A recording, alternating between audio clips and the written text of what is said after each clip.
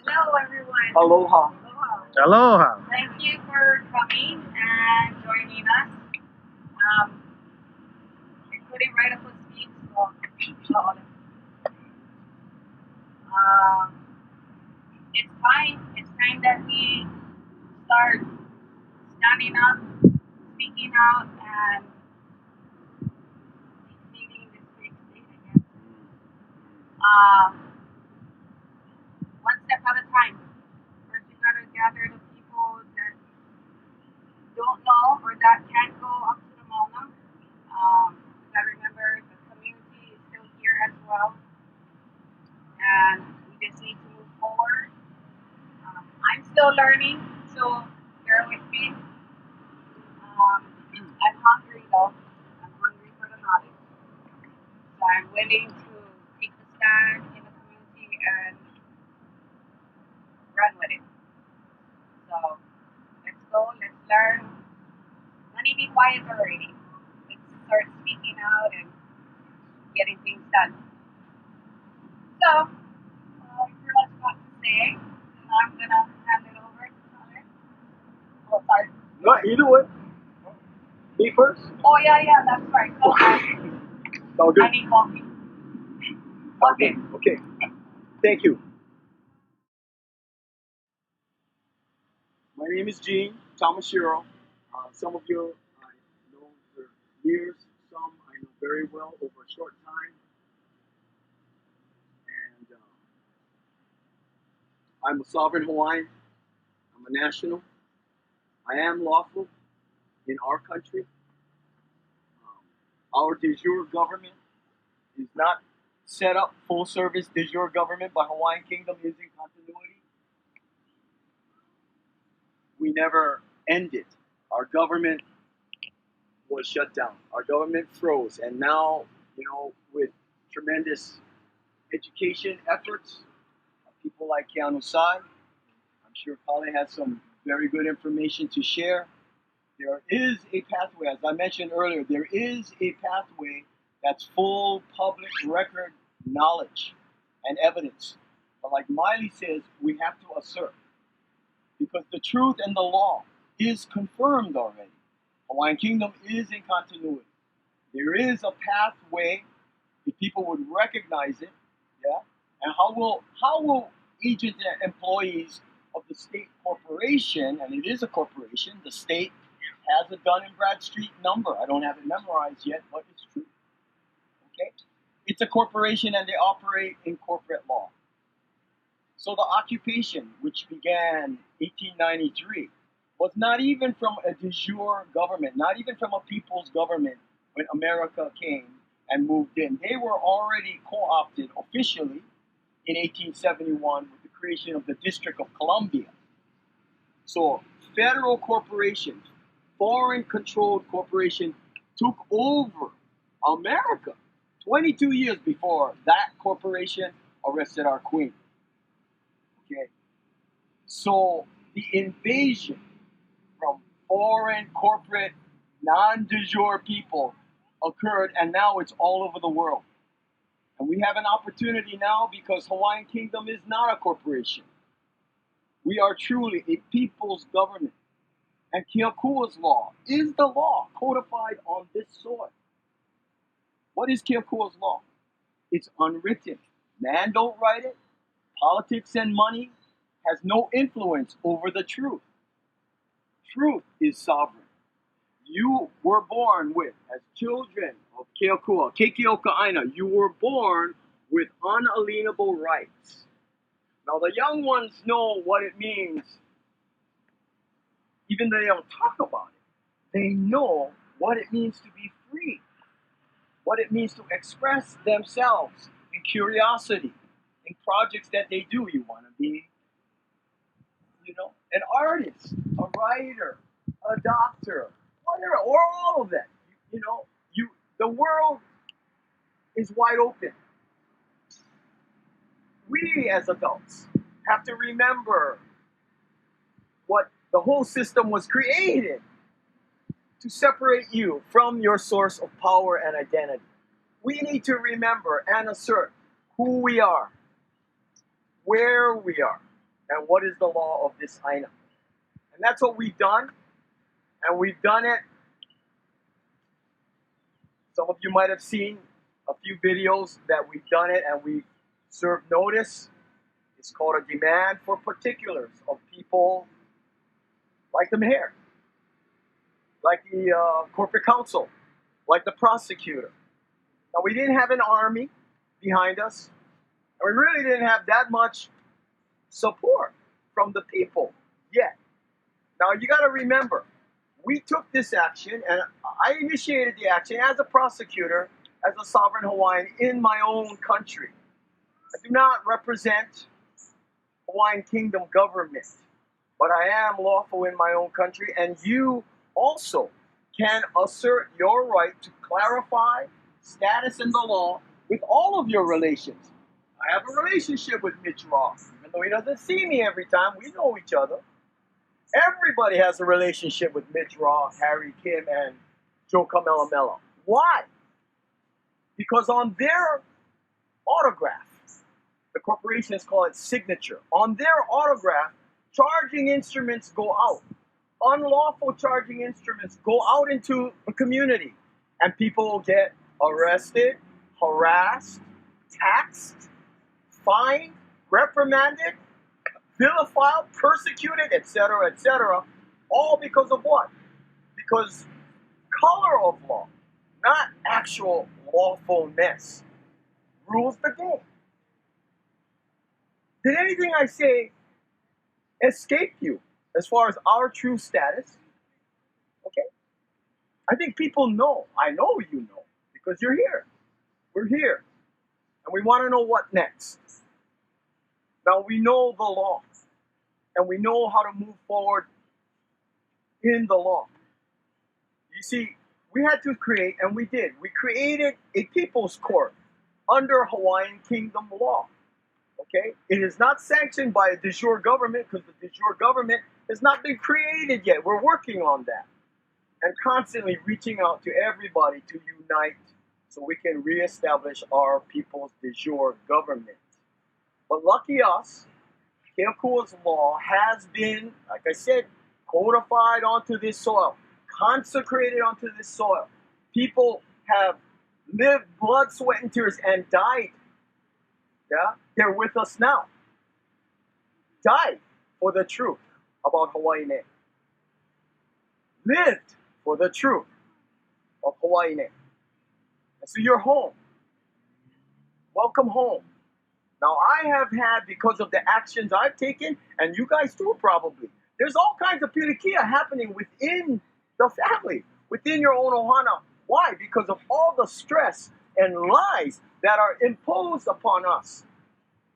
Have faith in your Maker. He will not forsake you. That's a guarantee.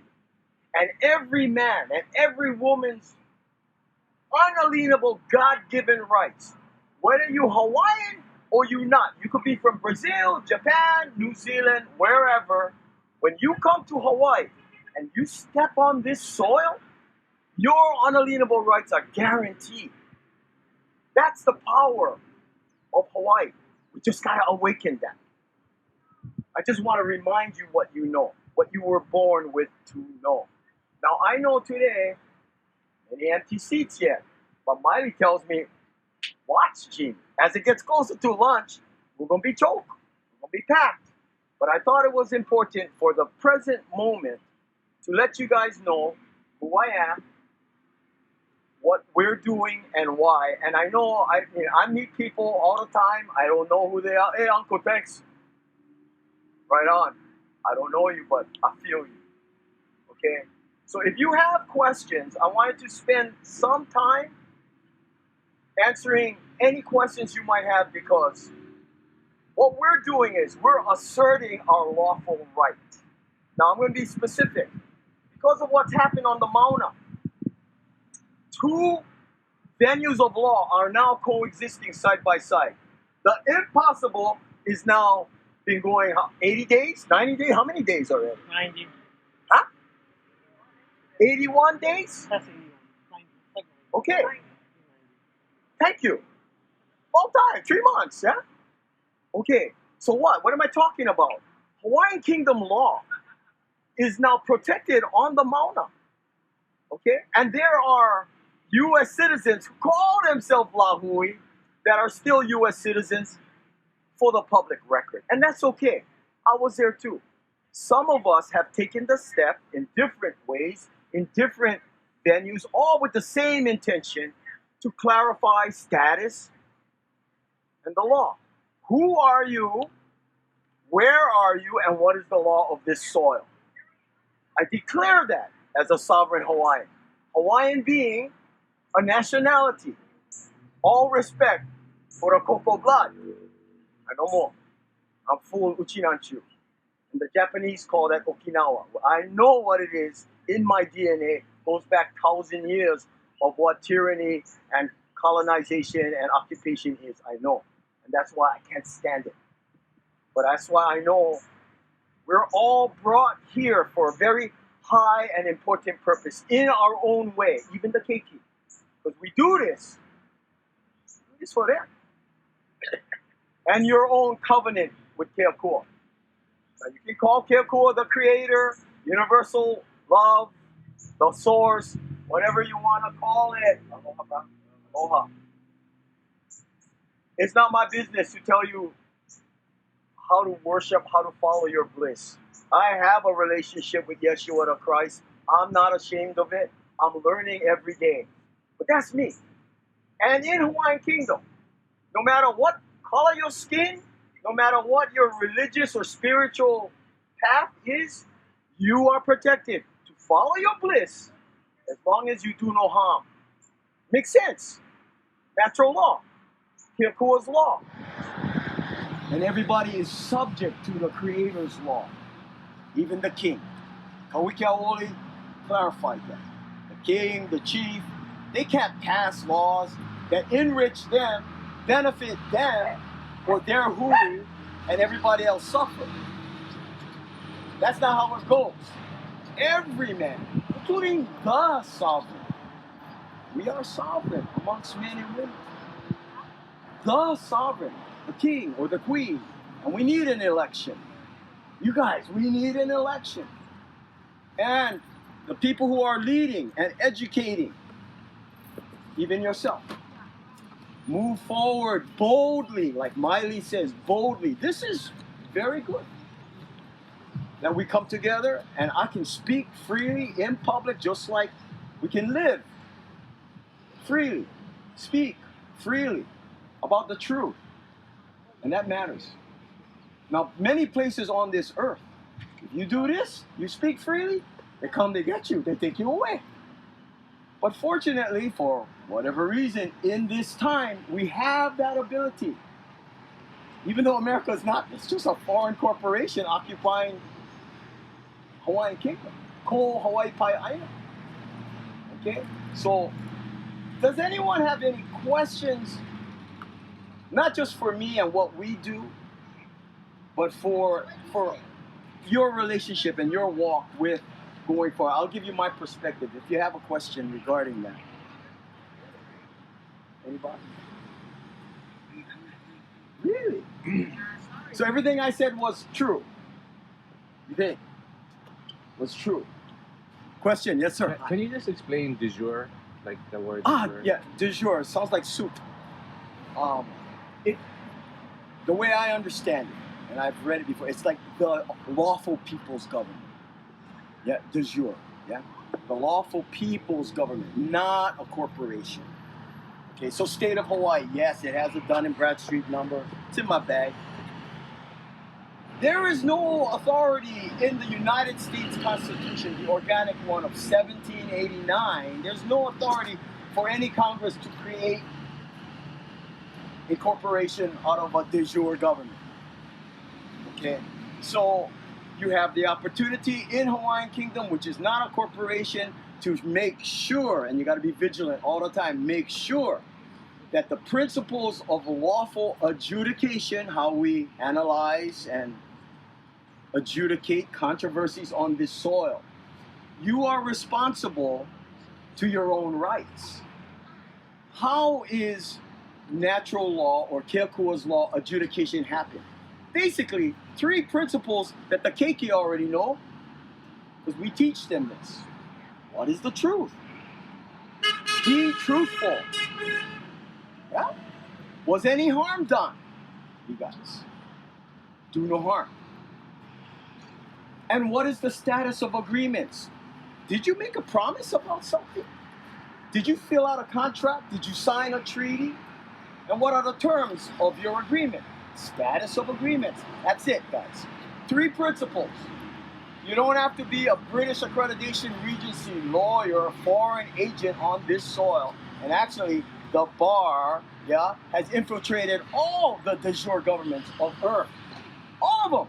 If you got a central bank, you're operating in Roman civil admiralty law. And so many patriots in America, in Hawaii, all over the world, patriots meaning true Kanaka true human beings, that want to protect their unalienable rights. They realize and are doing their very best to create currencies that are backed and managed by the people, backed by something real, not just debt. And that's an opportunity that we have. Oh, by the way, Hawaiian Kingdom, Ko Hawaii Pai Aina, is probably the richest nation on earth. There's a silver lining to the fact that our government got shut down because all the other governments became infiltrated by corporate agents connected to Washington, D.C., the Vatican, and central London. There are centers of corporate power on earth. Okay? And they operate powerfully behind the scenes. Okay? So, if we assert, or as we assert, our unalienable right in our own country to what? To build infrastructure. Yeah, this is great. We have an event. It's temporary. We're here. We're gone at the end of the day.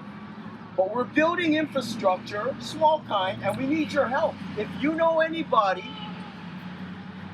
that has construction experience, material, or some knowledge about how to create a composting toilet, we need to be more sustainable on the Mauna because we're protecting it. We are. Certain people are putting their life,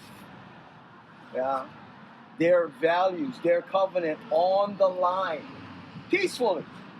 And that has been to good effect because the police come, they know now. They know some of us.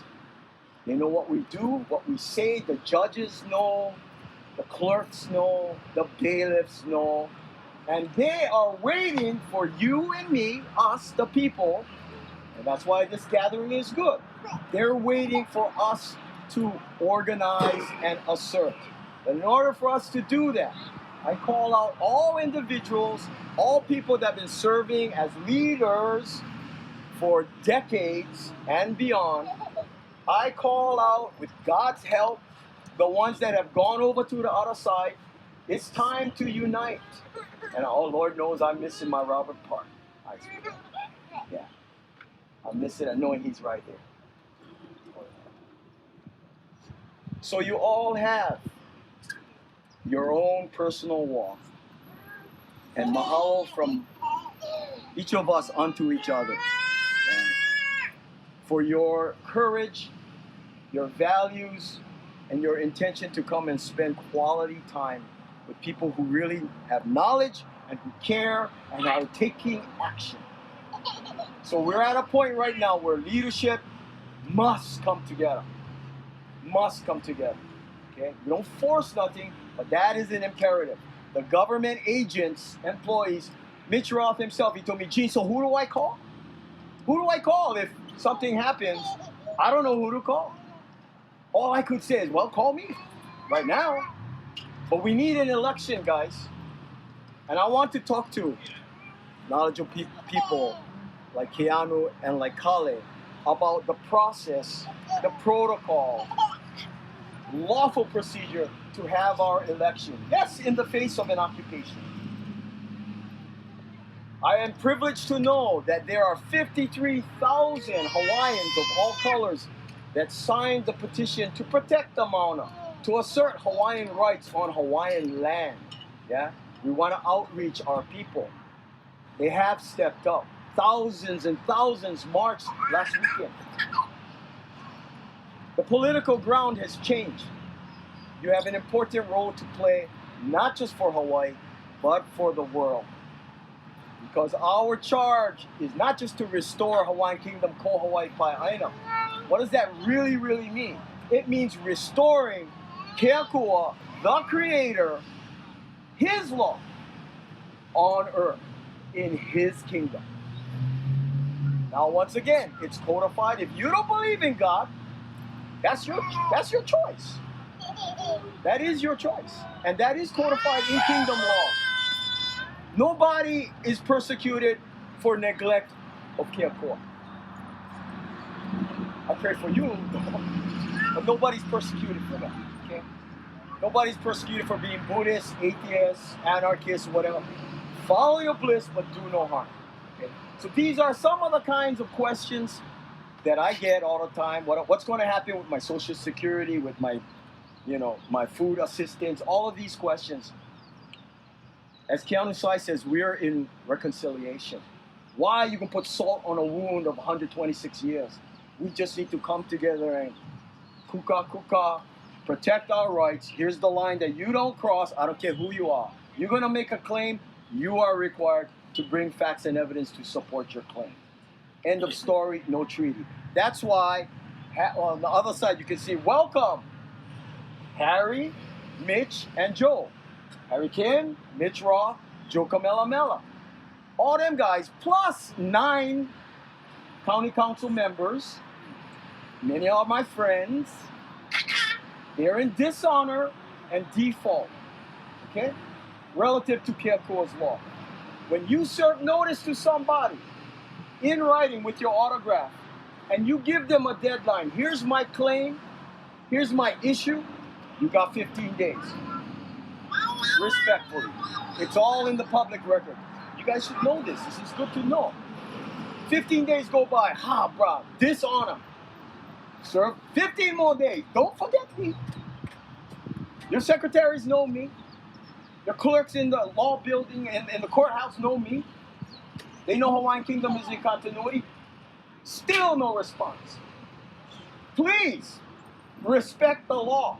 You swore an oath to serve and protect in the truth, please. Cease and desist. Cease and desist what? Legislating and enforcing solely for the occupying power. Legislate and enforce in accordance to kingdom law. We got to hold our people accountable to that. I'm grateful for Keanu for sharing that knowledge.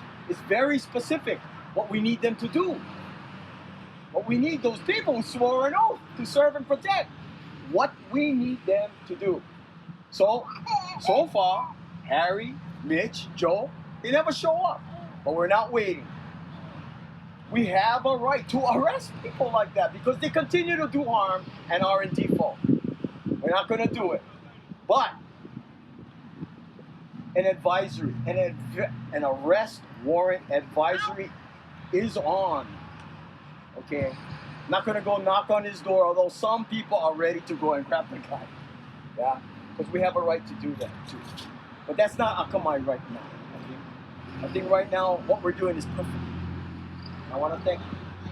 Once again, any questions? And I'll be here for much of the day. I'm looking forward to what other people have to share. But any questions about what we've done, what we're doing, or anything else relative to Keakua's law? Yes? You talked about invoking Keakua's law. Yes. In the past, it's been people like Thomas Aquinas to bring up things like natural law versus man's law and what is the distinction between them. Yes. So when you say Keakua's law, like obviously it has to do with the land and nature and taking care of the Aina and the waters, and so with that discernment, what is there that we can perhaps like call on? What is there? Is there some sort of legislation or laws within the world and systems right now that we can get more familiar with? Very good. That's a great question. As Kealii, as children of the Most High, that's us. You don't have to believe it. It's true. Okay? Truth doesn't change just because people have their belief. No problem. Okay?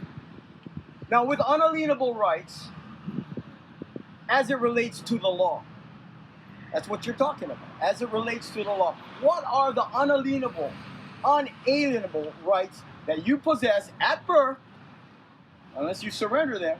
What are those rights, and how do you know that you're not in an environment that is tyranny? Why? Because the mission of good government, the mission of a de jure government is to what? To protect your unalienable rights.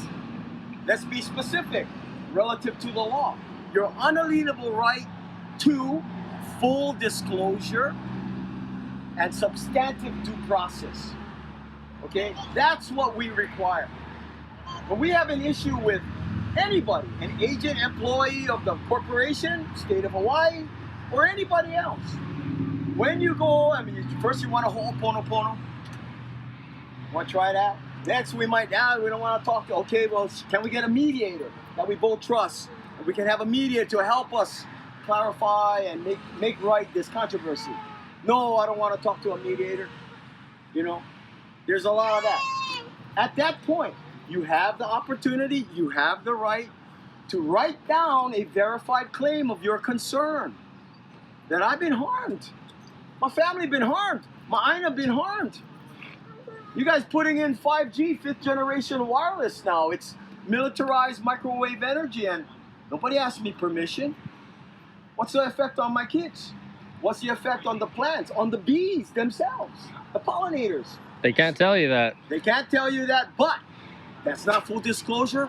So if you're not getting full disclosure and substantive due process to respond to this claim, respond to the claim point for point. The only guy who responded at all to our claim that Hawaiian Kingdom is in continuity and the state of Hawaii is actually not lawful in Hawaii. Very simple claim. Did Corporate Counsel Joe Kamehameha respond to that? No. And he even told us, I don't need to respond. Brother, you paid. You are paid to respond in honor, in the law. But he said no. And Harry Kim said, talk to Joe. That's Joe's job. To communicate to you. Corporate counsel. Joe Harry. Joe said he's not going to communicate. Harry's not going to communicate. Mitch Ross sent me an email. And Mitch Ross' evidence was like precedent from the corporation. You know, their court cases where certain evidence and certain witnesses are not allowed. You have to create your own judicial system. You have to create your own court. You have to walk in honor. You have to clarify the law. Simple. First thing, who are you? Where are you? And your claim of what is the law of this island. Now I know who I'm talking to. Brother, it's your turn. Whether your corporate counsel want to do it, you want to do it, somebody got to respond. So that's why we know the law has been confirmed by their non-response. By their non-response, the law is confirmed. People, it's time to take action. You serve notice, you don't ask permission, because the law is already confirmed. Now, if it's a little bit challenging to feel like you're ready to do that, no problem, I understand. Let us know. We are here to help. We're here to back you up. Do the best, to do the right thing is the law. Okay. Hope that answers your question. Full disclosure, substantive due process. If you're not afforded that, if you're not given that in any law venue, it's not a lawful venue. It's corporate law. It's politics. It's money. Right. Without full disclosure, the contract is void. Yes. There's no real contract without full disclosure. Absolutely. Yeah. So the presumption that you're all U.S. citizens because of your birth certificate, mom was never told. You sign over to the Social Security Administration. Mom was never told. Your kid is now property, yeah, of the federal corporation. We cannot defend against an unspoken presumption. I need to know, full disclosure. So here I am, here we are with our autograph. I put thumbprint on. your turn. Please, 15 days. How are we going to fix anything if people don't respond in the law? I don't know. Except we assert. So we're going to build a little Mauna village. We're going to do business. Yeah, it's going on the internet. We are going to do this. The law is confirmed. Yeah. And if anybody who works for the federal or state corporation has an issue with Hawaiian Kingdom Radio, we're not bound to FCC laws. Is the FCC lawful here? I don't have any evidence that they are. Well, if FCC makes that claim, or anybody makes a claim, bring your evidence, and peacefully, with aloha, we will take it under consideration. We will adjudicate together, full disclosure and transparency. Does that work? Does that work for you? Does that work for me? Is that respecting the truth and the law? Does that respect and honor your covenant with your maker? If it does, imua. Carry on. With aloha. Okay? Ooh, I lost some of the girls over there. All right. Thank you so much, everybody, for, I just wanted to share from my side who I am and what we're doing. And I hope that helps. One more chance. You can ask me later too, but any thoughts or questions? We need help. Composting toilet, water catchment. Yeah. Anybody got one extra truck? Mahalo to Abraham. Bust out the truck. Helped us out a lot today. Or if you know somebody ready to assert their rights in their own country. Was able to have Kamehameha schools make the mistake of letting me in the school, especially coming from Waimanalo. And graduated from from Kamehameha, and I went to college in Oregon and graduated from the University of Portland. So I lived in Portland for 13 years. And during the time that I lived in Portland, this is during the time of the race riots that was taking place throughout the West Coast. And the first experience that I ever had in Portland was coming off the plane with a couple of my friends that also went to the University of Portland, driving through the ghetto of Portland and seeing the entire town literally wiped out because of the race riots that they had in Portland. Seeing homes that had bars that looked like jail bars that they had on all the windows in the homes. And that was to prevent people from breaking in. All the businesses in the ghetto, their glass, everything was shattered, burned out, and so forth. Never experienced this kind of stuff in my whole life. But I was born and raised in Hawaii. And I thought immediately, what the hell did I just get myself into? Going into a place like this. As we're driving through the ghetto, you have Black Panthers in their black leather jackets, the black beanies, dark glasses, and they're packing weapons. Went, whoa. Again, that never happened while I was growing up in Hawaii. And all of a sudden, getting off the plane and being dumped right into this situation. So it was a huge culture shock for me of coming from Hawaii and then being placed into a situation like this.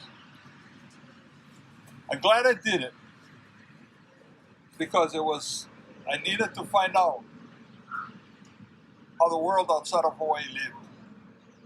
Because living here in Hawaii, and we all know, we're well protected from all of the BS that takes place outside of us. And now living among them, among the blacks, and going to the first experience, going to a basketball game at the university, seeing an entire bleacher of all blacks when the national anthem is sung is sitting down with this. Never saw that before here in Hawaii. And I was angry at the blacks for doing that. How terrible and unpatriotic that they're doing this kind of stuff. And it was the black wahinis, the black guys, and also the basketball players, on the team. And oh man, I thought that my patriotism, was rising to a boil. Or was it my patriotism to the United States? Or was it that I was just Americanized? Okay. And I say that, and I share this with you guys, because living away for 13 years in the Portland area and all along the Pacific Northwest, there was racism that was underground, and it would surface. And I started to learn why the blacks did what they did, because I never know. We're in that situation today as Hawaiians because they brainwashed us our entire life. And thinking that, we Hawaiians, so we're not educated. We're only good to be sitting underneath a coconut tree, playing a ukulele and drinking primo beer. That was a picture that was painted and how we were growing up. Never mind that our health was deteriorating. Never mind that at one point in time, our literacy was second to that of Scotland in the world, which meant all the Hawaiians here that were Hawaiian Kingdom subjects were very, very smart. They were the attorneys. They were the doctors. They were the business owners. They controlled the Hawaiian Kingdom. All that was taken away because I never know. None of us knew this stuff. Okay. So, when I finally came back and got involved, I knew something was missing, and I knew I didn't know anything, except that I was raised to be an American. We were all raised to be an American, and we did it, and we bought it. Well, there was nothing else for us to do because we were forced into it, not knowing that this was happening to us. Okay. And whatever economic structure that we were at, for most Hawaiians that were here, that grew up, we were poor. It's like my family growing up in Waimanalo. We were poor. My father worked at Pearl Harbor in the very entry level, and he was basically cleaning the shops, sweeping, cleaning up, and then progressed to machinist. And then it was hard because he only had a 5th grade education. And he was from Pahala. And my mother was born and raised in Kealii. Okay. Her mother died when she was 1. Her father died when she was 13. And so she only got a 4th grade education.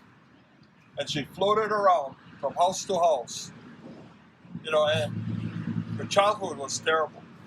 So she had to escape that and go to Honolulu when she was only 14, 15 years old, and then fend for herself. Unfortunately, this is a common story with many, many, many of our people. Fortunately, today, we now are able to get our people educated once we learn it. And once we learn it, we're now able to make the move and implement the things necessary. So I wanted to share that with you guys at the beginning because I'm going to talk about history. Because I didn't know my own Hawaiian history. Okay. And I'm not a stupid person. I graduated from Kamehameha, graduated from the university, and I started several different businesses that were real successful here in Hilo. So I'm not a stupid person. But I never know my own history. I was clueless. Until I met. What prompted me to learn, that really motivated me, was my experience that I had on the cruise ship. I play music. And when I was on the cruise ship, there was going to be a lecture that was done on Hawaiian history. I went, oh man, I'm going to learn something about my history. And so the lecturer was a family court judge from Honolulu. This older holy guy who was doing the lecture. And in the lecture, there was about maybe 500-600 people, on the cruise ship. And so, in listening to this guy, I knew he was wrong in all of the stuff that he was saying. The problem, I was embarrassed for myself because I couldn't refute what he was saying. Even though I knew it was wrong, I didn't have all of the information for me to stand up and say, you're wrong. And I looked inside myself and I said, whoa, I cannot be mad at that guy. I gotta be mad at myself because I didn't know. So that's what started me on this journey. For me I was like a sponge. I wanted to soak up every understanding knowledge that I had on not only Hawaiian history, but what all happened to us. And luckily, a few years later, I met Dr. Kealii. And he was the one that started me on this. And with all of the evidence that he was able to research and he was able to produce. So let me get back to the history side. Going back to our history, how did we ever get to this place today? What put us in this place? So we all say, when it comes to our genealogy, who we connected to as far as home. My tutume was Ali'i. Everybody always saying that, that's the first thing we look for is to find out, how am I connected to one Ali'i? And what's really interesting is that they come to an Ali'i and they say that everybody is saying they are related to that Ali'i. But the Ali'i system, how many of you understand what that was?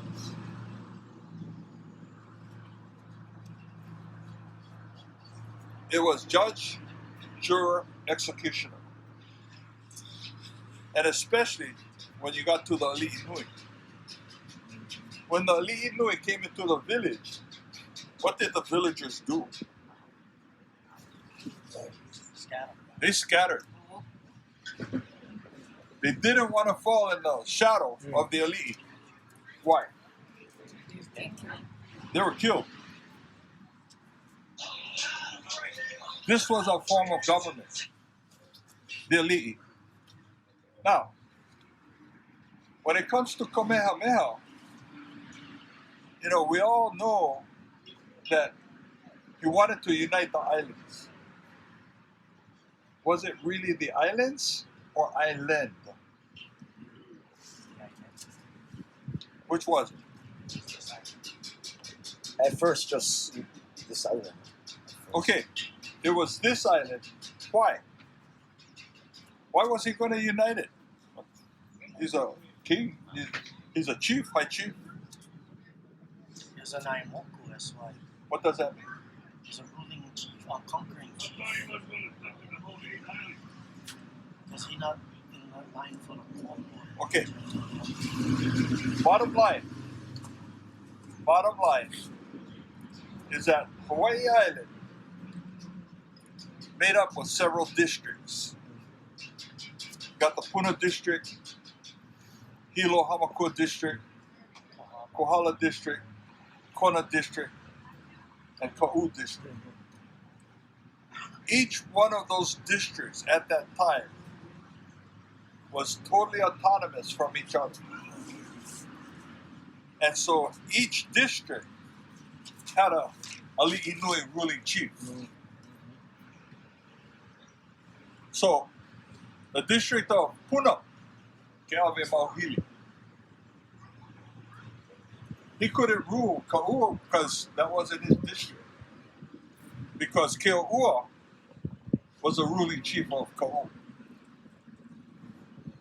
And they did battle. This is why you get a makahiki, time of peace, and then you got the time of coup. Now we can go kill each other. Okay? That's our people, warrior people. But they also were smart enough to know that they cannot constantly be at war with each other and literally wipe each other out. So they created the makahiki. So that during that time period, time of healing, and then we can go back to our crops, go back to fish, and to recuperate and to train. Okay. And then when coup comes, oh, boom. Now we're going to fight with each other. Okay. So Kamehameha wanted to unite this island. This is the kingdom of Hawaii. With all the districts, he needed to unite those districts under him. So he came over and he started to do some battle with Keawe Mauhili. Then after a while, Keawe Mauhili thought, I better form a treaty with Kamehameha, otherwise he's going to wipe me out. So Keawe Mauhili falls into line with Kamehameha. Then all the time, Kamehameha coming from Kohala. Okay. And he unites Kona along with that. The only other chief that refused to unite with him was Keohua. They battled to stalemates because both of them felt that Pele was favorable to them. Okay, and they battled to stalemates. Keohua was as strong as Kamehameha, and Keohua would come over and do battle with Keawe Mauhili because Keawe Mauhili was in alignment with Kamehameha. Kamehameha is off on Maui, trying to take care of Maui, and then he hears what's going on. Then he has to come back. This was a form of government. And it was fast and quick. The Ali'i, they never messed. That was their way of controlling our people and the village. When you went into a different district, okay, why is it that we have our protocol that you got to kahea before you enter into a district or even a house? Especially if you're coming from, let's say, Hilo to Puna. Respect. No, it's not respect. It's to take, let go of whatever you carry with you from where you're coming from and to next part. No, the bottom line is so that you don't get killed. Asking permission. No, I'm serious. And when they kahea, what are they kahea? Kahea is asked Yes. or announced. Yeah, Announce. Yes. Calling. Yeah. When they kahea, Speak up. the genealogy, giving who you are, and if they're going to accept you. They kahea the genealogy when they go to the next district.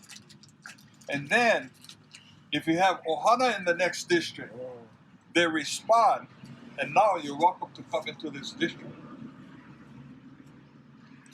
If they never respond, you better run like heck. But now they're going to kill you. Okay. This was a form of government. And we need to understand that. We need to learn the history as we progress. So now comes Captain Cook. He arrives. And so, Kamehameha, being a smart, intelligent warrior, and he's already had Kealii killed. Because after the completion of the hail up in Kauai High, there was a necessity to offer an offerance of a high rank. And so it was forecast that would happen upon the completion of the temple for Kohola. And right at that time, Kealii had lost a lot of his warriors as they crossed over, going back after battling Kealii Mauhili, going back to Kau. Eruption took place, wiped out most, if not all, of his warriors. Then he knew from that point on, he didn't have the blessing of Pele. And he also knew that he was to be the offering for the Pu'ukohola. So Kamehameha brought this together. And as Kealii paddles into the bay that we know of as Spencer Park, one of the chiefs throws a spear right through Kealii. And so now the offering and the completion of the temple is done. And so now we get Captain Cook coming into the picture.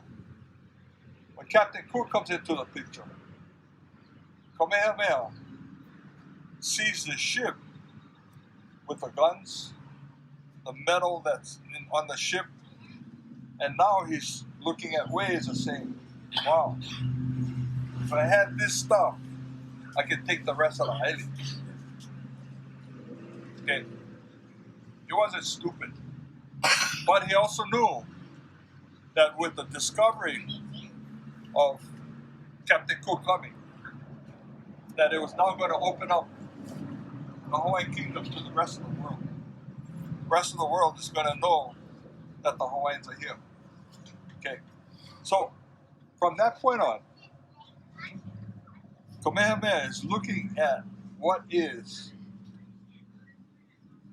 the usefulness of the ships from Captain Cook and the weaponry and so forth. Now, we got rifles, we got cannons that are now introduced to the chiefs. And this is where Kamehameha cuts a deal with Captain George Vancouver.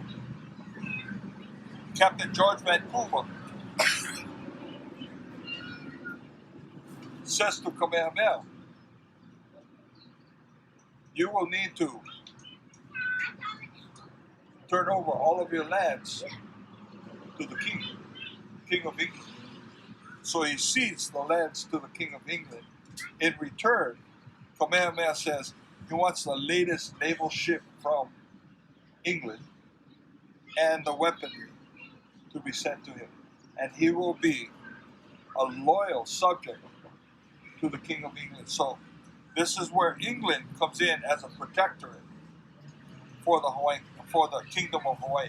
And at that time, in the uniting island, because it was Hawaii Island, it was known as the Kingdom of Hawaii. It does not apply to Maui, Oahu, and all these other islands. That's why the Kingdom of Hawaii, or just Hawaii Island, or what Kamehameha did. And then it transformed to the Hawaiian Kingdom when all the other islands were now brought under one rule. Okay, it was now known as the Hawaiian Kingdom. Does that make sense? Mm-hmm. As we're now tying all of the dots. Yes. See, and this is where, we went from the Ali'i system. Now we're having to comply with the laws of the King of England, and Kamehameha literally ceding the lands over to the King of England and saying, I will be a loyal subject to you, King. Okay? And so, from that point in time, now the deal is cut so that English missionaries would be allowed into the Hawaiian Kingdom. But they got to come from England. Instead, the missionaries show up from where? America. From New England. New England. The wrong place. And when they show up from this wrong place, the chiefs are saying, hey, you guys not the missionaries that we were negotiating for. So the missionaries, they couldn't come on shore. And they tried. They said, oh, we're here to, help to educate your people, meeting with the Ali'i Nui. They weren't meeting with all the other people. They had to meet with the high chiefs. The high chief said, no.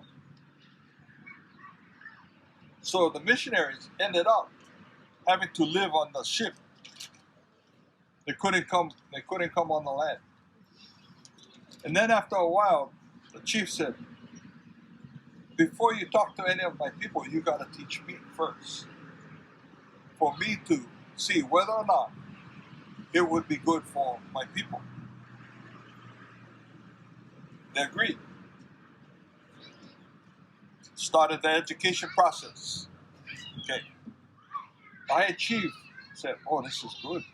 This is good. But you cannot come on the island. You still got to live on the ship. He lived on the ship for about 2 or 3 years. And then he said, you're not going to teach my people because you got to teach my chiefs. All the konohiki. You got to teach them first because they need to know, and I want their opinion to come back to me as to whether or not what you're doing will be good. So they start teaching the konohiki, all the lesser chiefs. Okay. And because it didn't have the books translated in Hawaiian then, and you had the missionaries now coming up and trying to do it phonetically, creating a written language for the Hawaiians. So there weren't many books. So they used the Bible and they used whatever books that they used to try to teach the Hawaiians how to read. So one person would have a book here. So Hawaiians stood here, stood there, stood there, stood there when they read. And they could read upside down, from sideways up, and they could literally read that way. And that's how they learned. And that's how the Hawaiians began to be the most literate country in the world because it was necessary. We need to know this stuff before we even move forward, because if we don't know our own history, okay, the Hawaiian word for future is kawā hope. You guys know what that means? What was that again? Kawā hope. Kabama. We have to look to the past in order to move forward into the future. And that's why you see Brother Iz's album, man. Looking to the future. And you see Brother Iz standing over there with his back to the camera, and they take the picture with his back and he's standing like this. And all you see is a back. what he's saying is that I'm looking to the future because I need to learn from the past so that I can take all of the good things from the past with me into the future, and all of the bad things, leave them in the past. That's what we got to do today, right? On this stuff. Okay, so the missionaries come, and now fast forward. You got all these sailors from around the world now coming to the Hawaiian Kingdom, and it's skipping over plenty of stuff because it would take too long to talk to you guys about a lot of the history. And so there's huge problems going on in the islands because these sailors from all over the world, whether they're the Navy or they're whalers or whatever, are coming to all different islands. And they're bringing their disease with them. Hawaiians are dying, massive. All of the chiefs on each of the islands having problems with these foreigners because they're not obeying the laws of the Hawaiian Kingdom. And why aren't they obeying the laws of the Hawaiian Kingdom? Anybody know? Huh? Because they get different laws from where they're coming from. It's all just they get laws from where they come from. They apply it with each other. And when another guy come with a different law, they applying it with each other. That's close, but not quite. That's close. The reason for that is that the foreigners are coming into the Hawaiian Kingdom and saying, your laws do not apply to me because only my laws, if I come from France, can apply. Okay. They come from Spain. Your laws don't apply to me because there is no treaty between my country and the Hawaiian Kingdom. So I don't have to obey your laws. And on top of that, they get cannons, they get weapons, and so it's difficult for the chief to enforce these laws. So now, Kamehameha I is already dead. His son has already died in England because he went to England to try to find out what happened to that Navy ship that the King of England was supposed to send him, along with his wife. And now, you got Kamehameha III, who's 13 years old, who's not supposed to assume the throne, but he cannot. He's too young. So you have Ka'ahumanu assuming the throne as regent. Okay, how many of you have heard the term regent? That's for Ka'ahumanu. Same thing that applies to the acting Hawaiian Kingdom government today, the Council of Regency. Because during the Hawaiian Kingdom, instead of what do you call it? What does the United States have? Or instead of the cabinet that the U.S. has, the Hawaiian Kingdom created the Council of Regency. Okay, which were all of the key people in the Hawaiian Kingdom government. Well, Ka'ahumanu rose as the top regent. So she took control until Kealii could now become of age at age 18. Then at age 8, but during this time period, they're teaching Kealii. They're going to the royal school. How many of you know where the royal school is in Honolulu? No, I went there. Oh, you used to. Okay. The royal school, which is today an elementary school and stuff, the royal school was used specifically for all of the princess, the prince, and the royal kids. They sent them to the school, and that's where they started to learn international law. So that by the time they were able to graduate. They were well versed in international law, as well as Hawaiian Kingdom law. So now they could deal with foreigners coming into the Hawaiian Kingdom. So Kealii had to deal with all these problems on all the islands. Imagine if you were Kealii, what would you do? Not only that, you also had to deal with all the traditional and cultural practitioners that wanted to stay as is. And then you had to go deal with all the foreigners coming in that's not obeying your laws. And no way to enforce it with the foreigners because the foreigners get more firepower than you. How would you deal with it? And then you got your kahuna and all of the traditional practitioners. Oh no, stay the way we are. So Kealii, if you take yourself today and you put yourself back in those times, what decisions would you make that would be good for the country, for the Hawaiian Kingdom? Yeah, it was really tough. Politics was really heavy during that time period. Don't let that fool you. Okay. So they turned to international law. And so his advisors were now advising him about international law. And he said, we need to start to develop treaties with other countries so that other countries,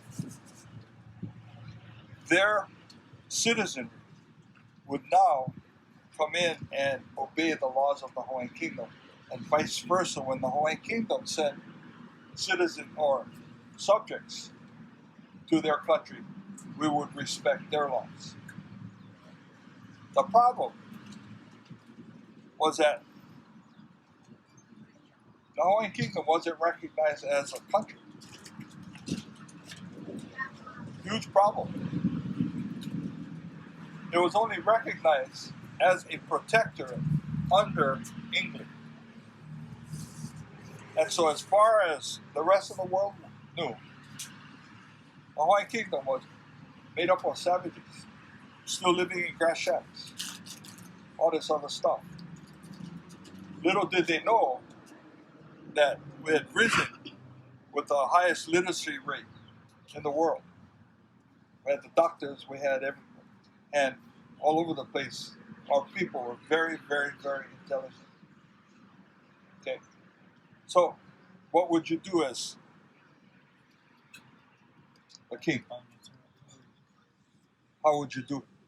He established the foundation for our laws in 1839. Why? So that legislation had a framework of lawfulness to always be grounded in, and thus the compiled laws of 1840. But you as king, there's still the Ali'i system being applied. Yes. Okay, and you're the king, you're the judge, juror, executioner. Why would I give up that power for? I'm the judge, juror, executioner. All these lands are mine.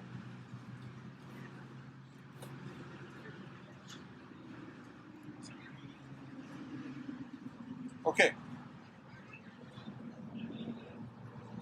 To have the Hawaiian Kingdom recognized as a sovereign, independent country by other countries, there is 4 primary criteria that you have to meet. Okay. The first one, you have to have a government in place. Second one, you have to have a land base. Third one, you have to have a permanent population. And the fourth one is that you need to be able to enter into negotiations with other countries. That's a 4 criteria to be recognized as a sovereign independent country. Okay, so how do you do that coming from an elite system?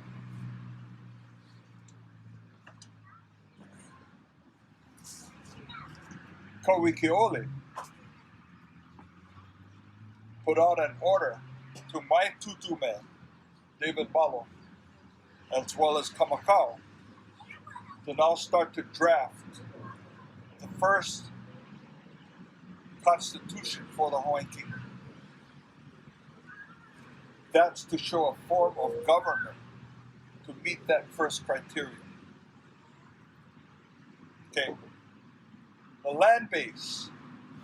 How many of you know does anybody know how many islands constitute the land base of the Hawaiian Kingdom? 129.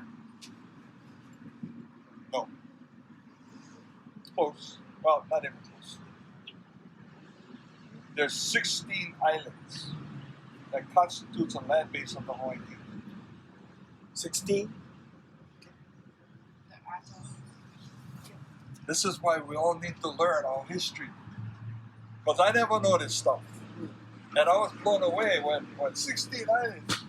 I was told my whole life just 8. Just a major 8.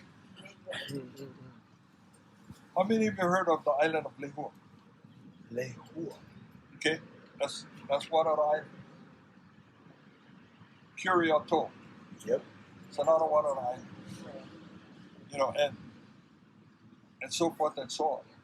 We need to learn that land base. And because of where the islands are, all the ocean and everything between these islands are a part of the Hawaiian Kingdom.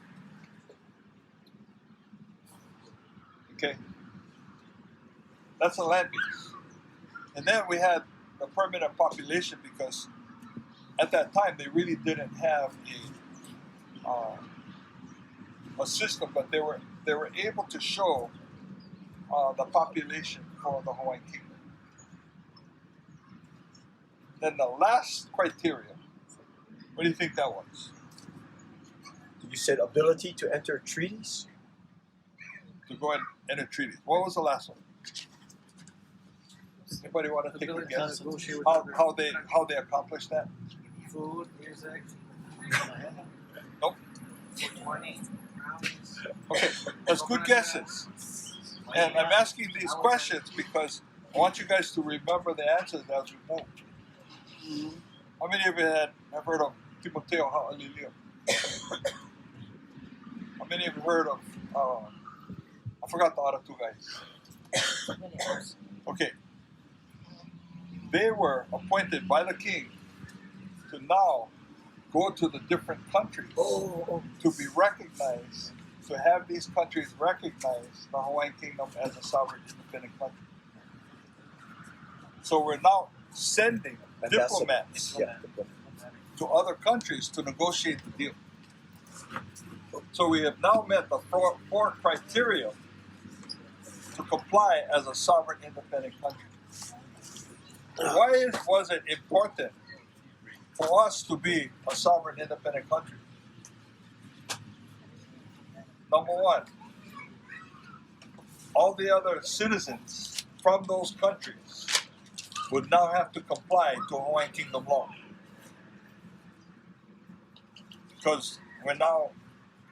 And this is why it was important. Okay, for Timoteo Ha'alilio and the foreign diplomats for the Hawaiian Kingdom to go out and seek signatures and treaties with all these countries. Without those treaties, they would not be able to recognize the Hawaiian Kingdom. The second thing that's really important, the Hawaiian Kingdom was the first non-white, full sovereign recognized country.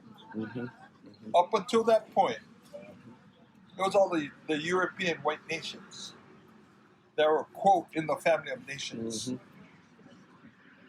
There were no nations from Africa, no nations from Asia, no nations from South America, no nations from throughout the Pacific. People of color never have, except the Hawaiian Kingdom. And we attribute that to the relationship that they had with whom? When we look at the flag, what do we see? Union Jack. Union Jack. With our relationship with England, that helped tremendously for the recognition as a sovereign independent country. Now, we're in the family of nations. Now we have full sovereign recognition. Okay.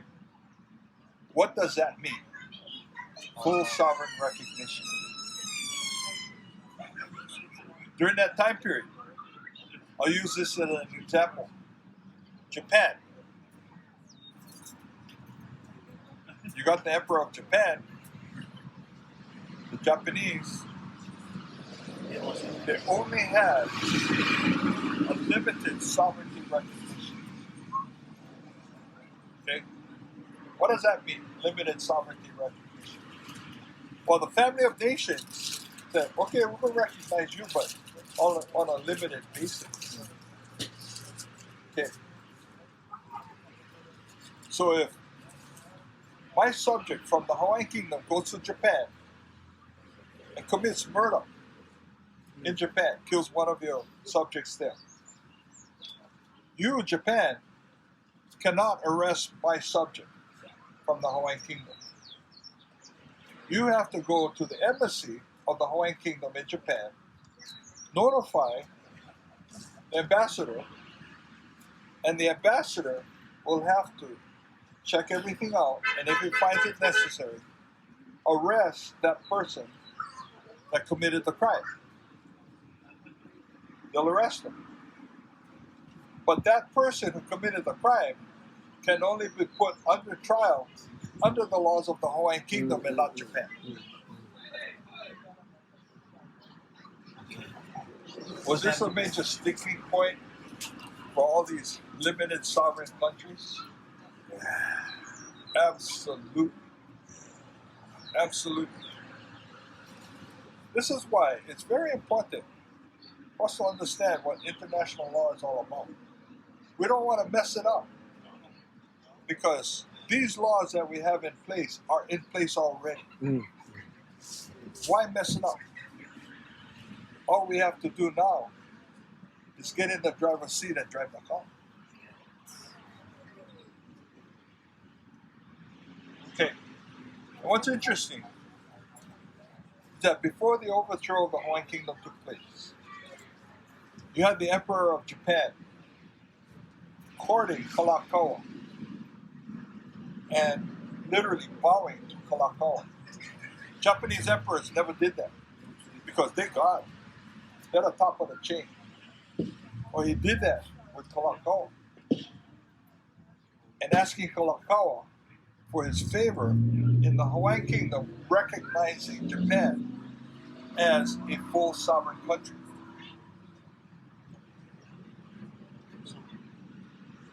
Our being in the family of nations can extend that to other. Yes, because once one sovereign, fully sovereign country recognizes a limited or a country that's trying to be recognized as a sovereign, once it's recognized, then it's just a matter of treaties and other countries that are full sovereign countries signing treaties with them. Kalakaua knew this. Kalakaua knew that he had the political power throughout the entire Pacific, because we were the only island nation with full sovereignty recognition. And all these other nations throughout the Pacific was coming to the Hawaiian Kingdom for recognition. And in Kalakaua's mind, he wanted to create a huge, at that time, Pacific bloc of nations. And with the idea of pushing the agenda of the Pacific people once recognized. So why are we going to mess up what we have in place today? It's still in place. We never lost it. Okay. This is all international law and understanding international law, which is very, very, very important for us because we're in the driver's seat, and our own people don't know that we're in the driver's seat. This is why the United States, the state of Hawaii, as well as the county, are very concerned because once this all happens, these guys are gone. These guys are gone. And international law is now being applied to all of these people, and they know because they have been served with letters. And this is what we call mens res. They cannot say, you cannot charge me with war crimes because I never know.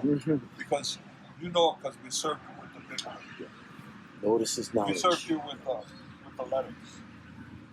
Okay.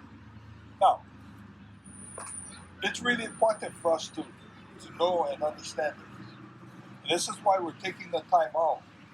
And I really appreciate what Dr. Sai did. Because I attribute everything that's going on today to Dr. Sai. Everything going on up at the Mauna, everything taking place today, because he has really changed our mindset. And that was as a result of his case that he took with Lance Larson to the Permanent Court of Arbitration. And from that Permanent Court of Arbitration, he learned a lot, and the re-recognition of the Hawaiian Kingdom as a sovereign independent state. And he also learned that what was being taught up at the university was all wrong. And he needed to change that. So he made the commitment back in 1999, even at the expense of the country of Rwanda. When Rwanda made the offer to take to the UN and expose the 120 something years of occupation, and Kealii politely said no thank you. And the reason why he said was because I have to go back and educate our people. Because if Rwanda did that at the UN back then in 1999, what would you guys have thought? For those that are old enough. If that came out, we would have thought he was crazy. And so he made that commitment back in 1999. And at that time, nobody knew about this. I certainly didn't. And the first time I heard about somebody mentioning occupation, I thought they were crazy. When they started talking about war crimes, I thought they were even more crazy. This isn't Nazi Germany. We're not Jews. We never, end up like what happened to the Jews during World War II. What are they talking about? All I knew was Walter Reed and was taking over and, occupying Kaho'olawe. Well, my parents was all. My mom, she was all new with them and said, "Oh, look at those troublemakers." That's how activists were viewed. And, my parents would know better, except that we knew that from 1906, after the overthrow of the Hawaiian Kingdom, a declaration was made by those in power to inculcate and brainwash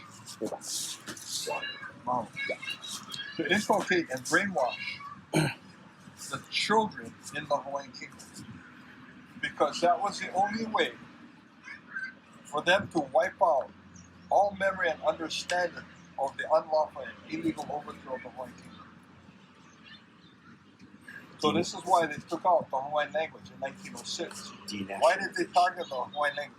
Not only did they target the Hawaiian language, but they targeted the children. Yeah. Because they knew the children would have children, the children's children would have children, all the way up until today, 3 or 4 generations. And in my generation, as far as I know, I was an American, man. They taught me in elementary school, oh, we get the only palace in the United States. And I was, oh, yeah, right on. I said, what's a palace for? Why do we get the only palace in the United States? Oh, you should be proud, because that's the only palace in the U.S. My teachers in elementary school were teaching me this. Japanese teacher, Chinese teacher, and even a Hawaiian teacher in elementary. I was so proud. And then, my Manolo, watching all the huge convoys that would come down the street, and they would have maneuvers at Bellows Air Force Base where Sherwood Forest is today. Yes. And we would be standing on the side of the road, all kids, saluting a convoy as they went by, and waving to all the soldiers. I think, all right, they protected me. You know, especially after World War II, you know, because the Japanese went to attack us. The Japanese never attacked us. They attacked the United States. They attacked the military bases. They never came after the Hawaiians. And then after that, all these years going on, you see the emperor, princes, you know, of Japan all coming. And how reverent they are paying to Hawaii and all the stuff that they're doing, which kind of confusing. You know, why are they doing this kind of stuff? They're supposed to be the god. But yet, when they come to Hawaii, oh, they're bowing all the way, you know, all over the place. Why?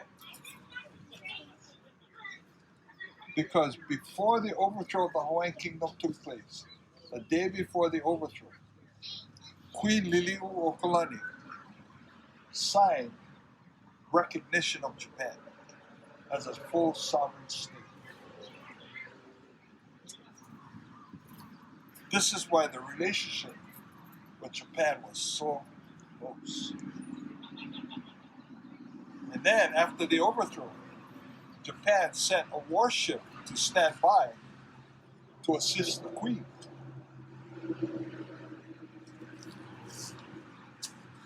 You guys never know that, huh? Now you guys know. And this is why it's so important for us to understand international law. And let's not mess up what we have today and what's already in place. And this is why Keanu is now at the international level. Today he's in England. Gave a talk, Middlesex University. And people from all over Europe are flying in to listen to him on the occupation of the Hawaiian Kingdom and the war crimes that are being committed in the Hawaiian Kingdom. He's also meeting with Amnesty International. For Amnesty International now looking to come on board. Next week, goes to North Carolina and is meeting with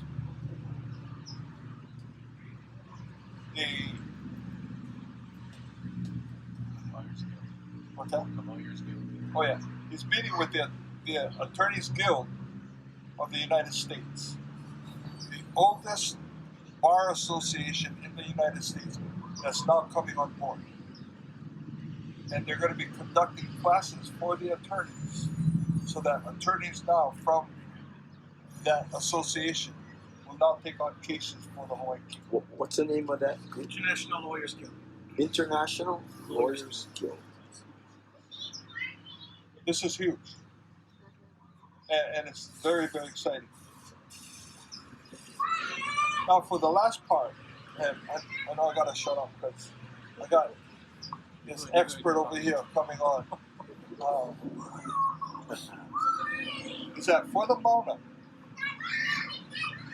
the issue for us has got to be the title of the land. Oh yeah. Okay. The issue is not whether or not we have our religious, traditional rights and so forth. Because where we're going to win is to show the unlawful overthrow of the Hawaiian Kingdom government and the transfer of the lands and so forth was never ever made. Not lawfully yet. And that the state of Hawaii does not exist. They never had title to the land.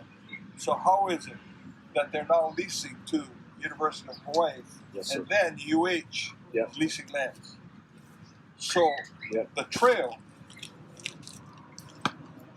invalidates all this stuff up at Mauna Kea.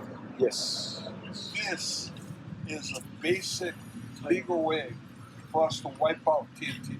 Yes. But nobody's talking about that. Why is that? Nobody's talking about Yeah, it. why is that? You gotta go up to the mountain and look and see what they're doing up there. Yeah. Okay, and who's doing it. Yeah. Okay. And so this will win it for us, and we know it. So does the state of Hawaii know. So does Governor Egan knows on all this stuff. You know, and if they make a move on anything else, the war crime charges that are coming down. This is where war crime charges are now going to be filed. Okay, so that's the basis. And you need to tell all your friends about this stuff.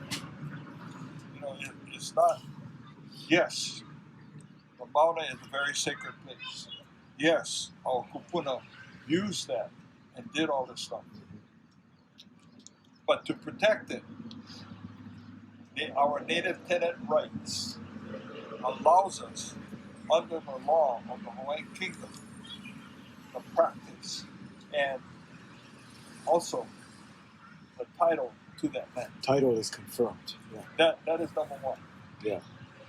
So all these people making all this noise that they should, you know, that they're against it happening. They're saying that they should go and express the law against the people on the mountain. But if they did, then they would have to walk away. Correct. Because the law is really in the people's favor. Correct. But they're not talking about that yet. It's coming out. Keanu's bringing it out, isn't he? Yes. And Gino and you guys Well, bringing it and out. what happens is that, I'll use an example. I'll call it the pilauticians. Okay. The pilauticians like Lorraine Inouye. Yeah? You know, telling, well, you should take out all these guys and get them arrested. Taking it personal. Okay, well, she doesn't understand and hasn't gone, well, and if she does, she's ignoring it. Yeah. When you go back and we bring up the issue of title, you know, now, when she declared the law should be enforced, absolutely. Right, Absolutely. exactly. You know, you're absolutely right. Yeah. So But those first enforce the Those correct are workers. law. Perfect. Yeah. There you go. That's why they pilauticians. They're so American, you know. Everything they do is right in your face. They call it the American Medical Association. Ain't Right. nothing healthy about it. Well, and the other thing that is important, try to catch yourselves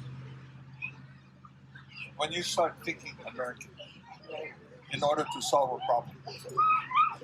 When you see the issues coming out and you're saying, oh, we should be doing this. Well, is it because you've been Americanized your entire life that you're thinking that way?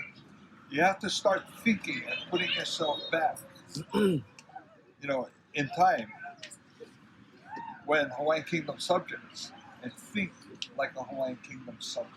Yes. Do not mix U.S. constitutional laws and any other laws when we already have the law in place. We home. Yeah. Hawaiian Kingdom law and international law, laws of occupation, now applies. Yes, sir. It's only as good as we enforce it. Those are the laws that scares the hell out of all of the state, federal, and county governments. Right. Those are the laws. It's like kind of seems like they're implying those laws when it's in their favor too, for certain things too. Yeah. No, it's real easy. Because all they do is go up and say, oh, 1959. You guys know what happened in 1959? Unlawful statehood. It's not a law. From 1959, this is the law we followed. And I guarantee you, they've used that in court. Every case that we went in. Well, 1959 Statehood Act. Because the Hawaii State Supreme Court ruled. Yeah. Who cares? Still wrong. But that's what they're basing it on. Continue basing it on that. Continue committing war crimes. Yes. You know, with these. Okay. Any questions? You get questions. So what happened to all the laws that was before that? It's all under the table, or What do you mean? What laws are you? hey, like for the sovereignty and everything. It's got all pushed under the table. Where that thing went? It had laws, It still exists. Kingdom laws exist. Yes. but nobody bringing it up. We're just not Oh no, applying we're bringing it Coming up. up now. No. But since 1959, since Right. statehood, you know that. Since 1959 doesn't exist, Yeah. and we have to get through that. But all of the laws that took place prior to the overthrow of the Hawaiian Kingdom, 1893, Yeah. okay, continues. We never lost it. Yeah. You know, and Keanu uses this analogy.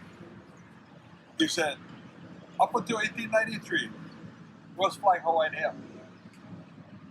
And Hawaiian Air pilots flying. After 1893, they would change pilots. The pilots that would change, American Airlines. And then all they did was they would paint over the Hawaiian Airlines plane and put American Airlines on it. He said, Hawaiian Airlines plane still exists. All we gotta do now is get our pilot back in there. Right. Okay. So the laws, we never lose the laws. The laws are still there. Okay.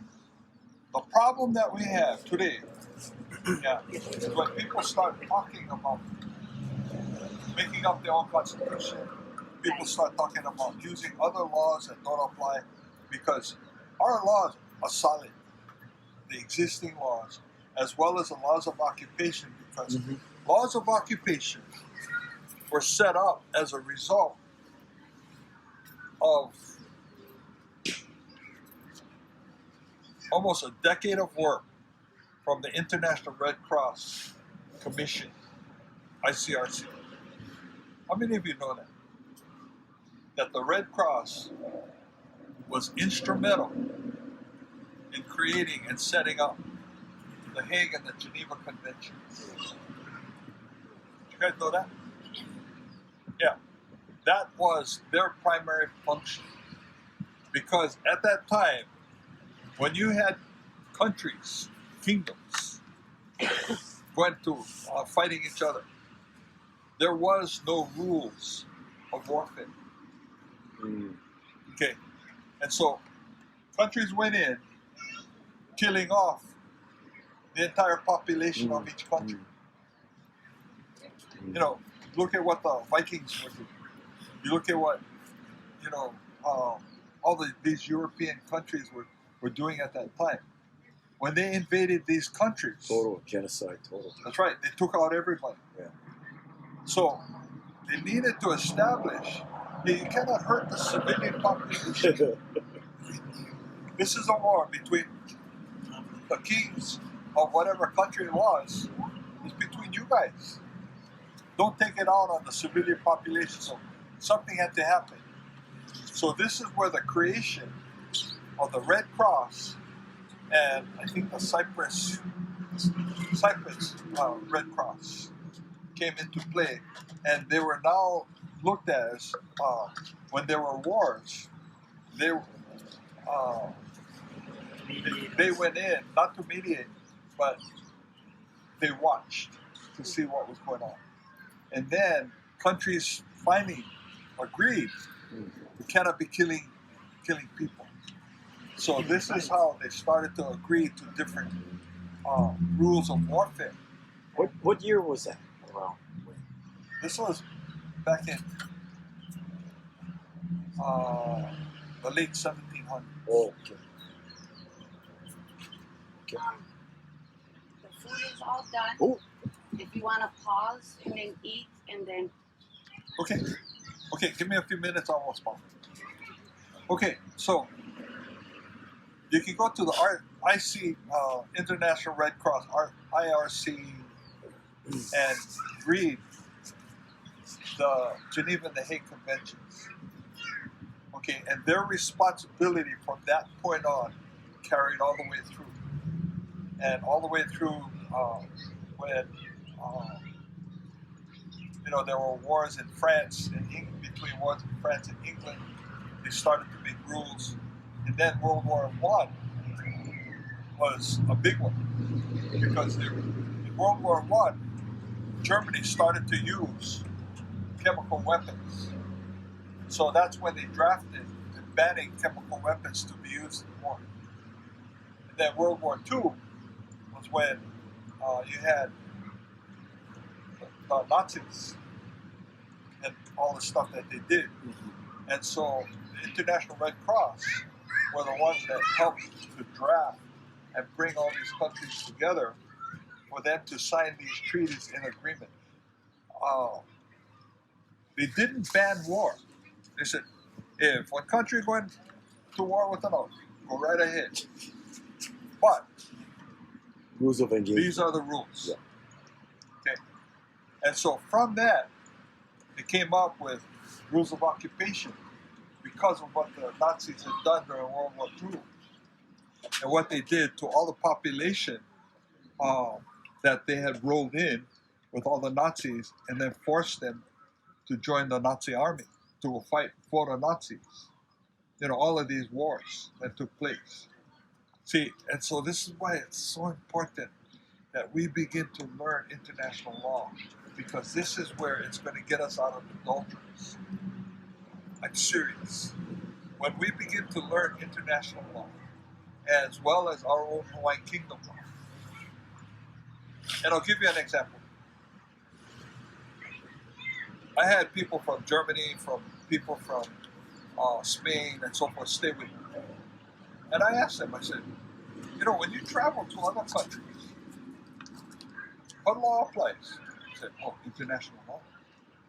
And I said, well, you guys know international? I said, oh yeah, we need to learn international law because all these countries are so tied together and they have railroads and everything. Mm-hmm. And they can go through 3 or 4 countries, within a few hours.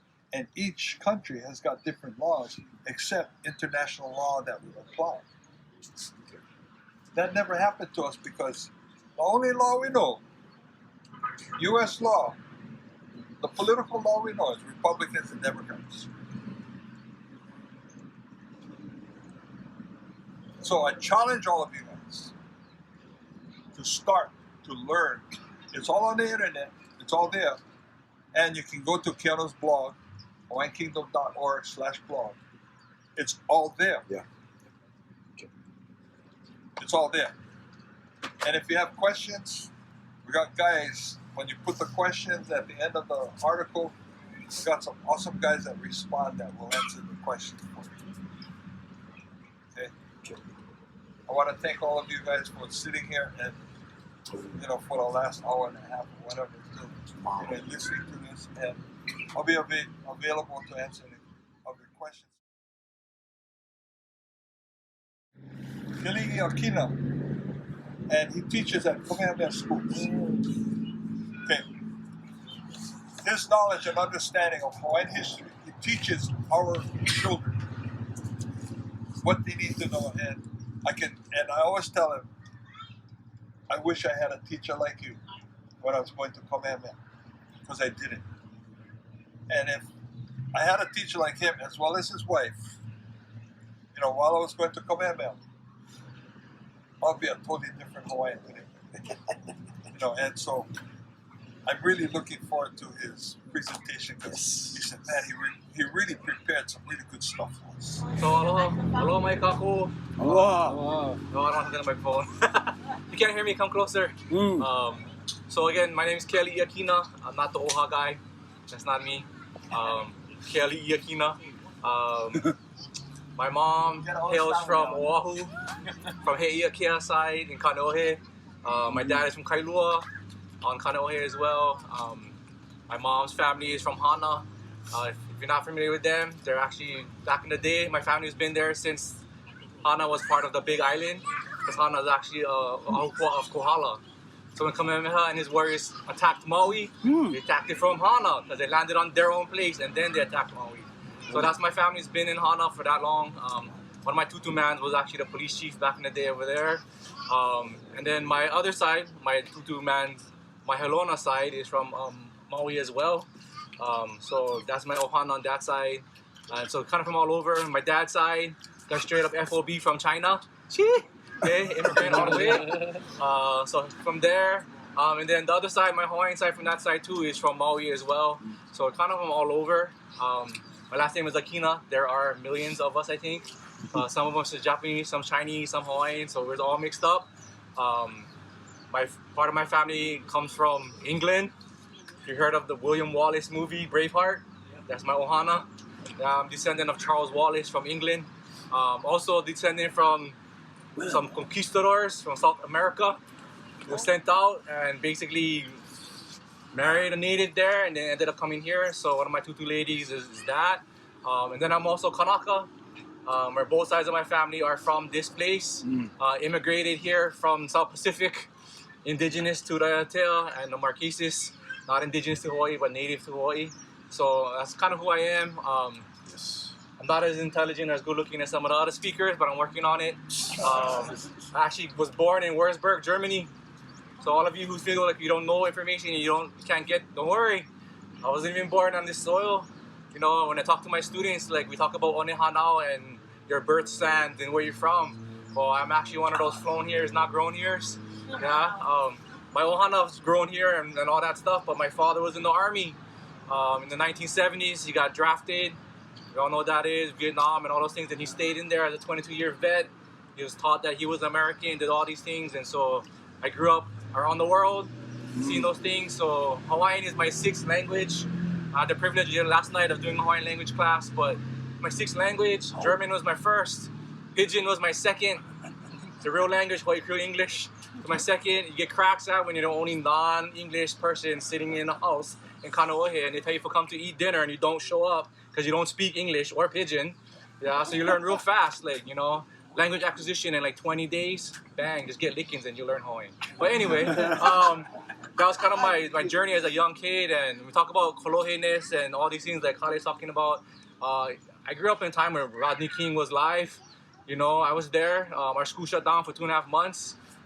In Hawaii, when I came back to Hawaii, we had this thing called Kill Holiday. It's totally weird to me, but in California, I had the same thing. Yeah, but it wasn't called that. But, you know, Ku Klux Klan was in my neighborhood. So, you know, like I watch Boys in the Hood, I laugh because I've been there. Like I grew up in Compton, I've seen those things.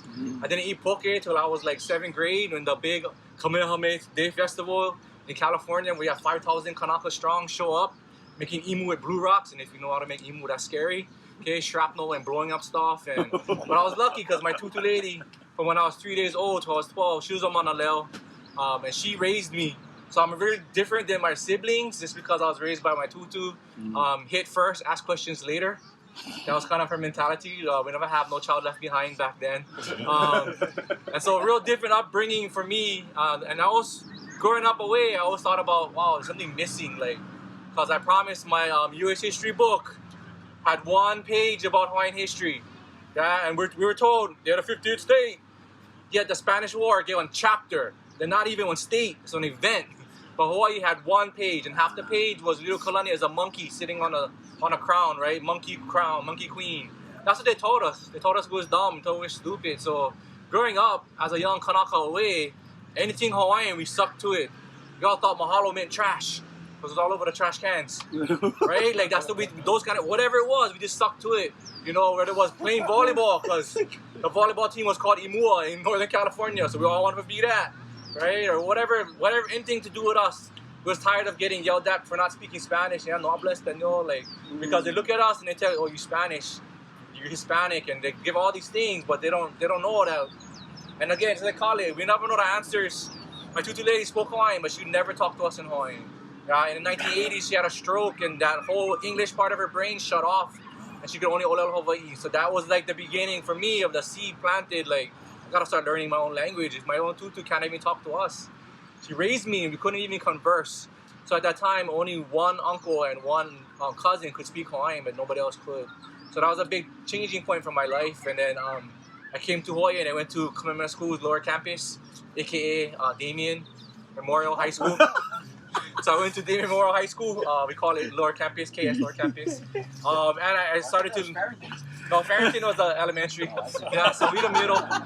So I went there and I learned a lot of things, but my main thing I learned was one of my teachers, his name is Mr. Mokonui, and now he teaches at Kamehameha Schools a couple of he was my speech teacher, and he would go around, you Hawaiian, yeah, here, fill this paper out. So I never know what it was, I just filled it out and turned it in, and that was the Kamehameha Schools application. And so the next year I got into Kamehameha Schools, and I started my journey there. I took Japanese language, Nihongo, because I thought that's what you're supposed to do, right? All the Hawaiians take Japanese. So I did that, and then I realized I don't like do this. So I switched over, and I was like, you know, I want to learn Hawaiian, and this school has Hawaiian. So I took Hawaiian, and I was like, wow, this is cool. I still remember the first 3 songs that I ever learned back then, and you know, and that was my journey. And I went to college. I didn't even want to be a teacher. Actually, I'm a teacher at Kamehameha Schools now. I hate teaching. I love changing young people's minds, but I don't like teaching. Yeah, and so my class is a little bit different, and I've always been that way. Like in Kamehameha Schools, I went for number 45 when I got in because they never know who I was, and I graduated like number 245. You know, and I worked hard to do that, but just education wasn't really the thing that I was looking at. I didn't really like books, and I mean, I like jumping out of helicopters and that kind of stuff because I was a military brat, taking apart stuff, blowing up things, and I realized later on in life that's my Kanaka trait. Taking something else, like Kamehameha, taking that cannon, turning Lopaka into power. That was my Kanaka trait, is I could take something else, like Lomi Salmon, which is my blog title.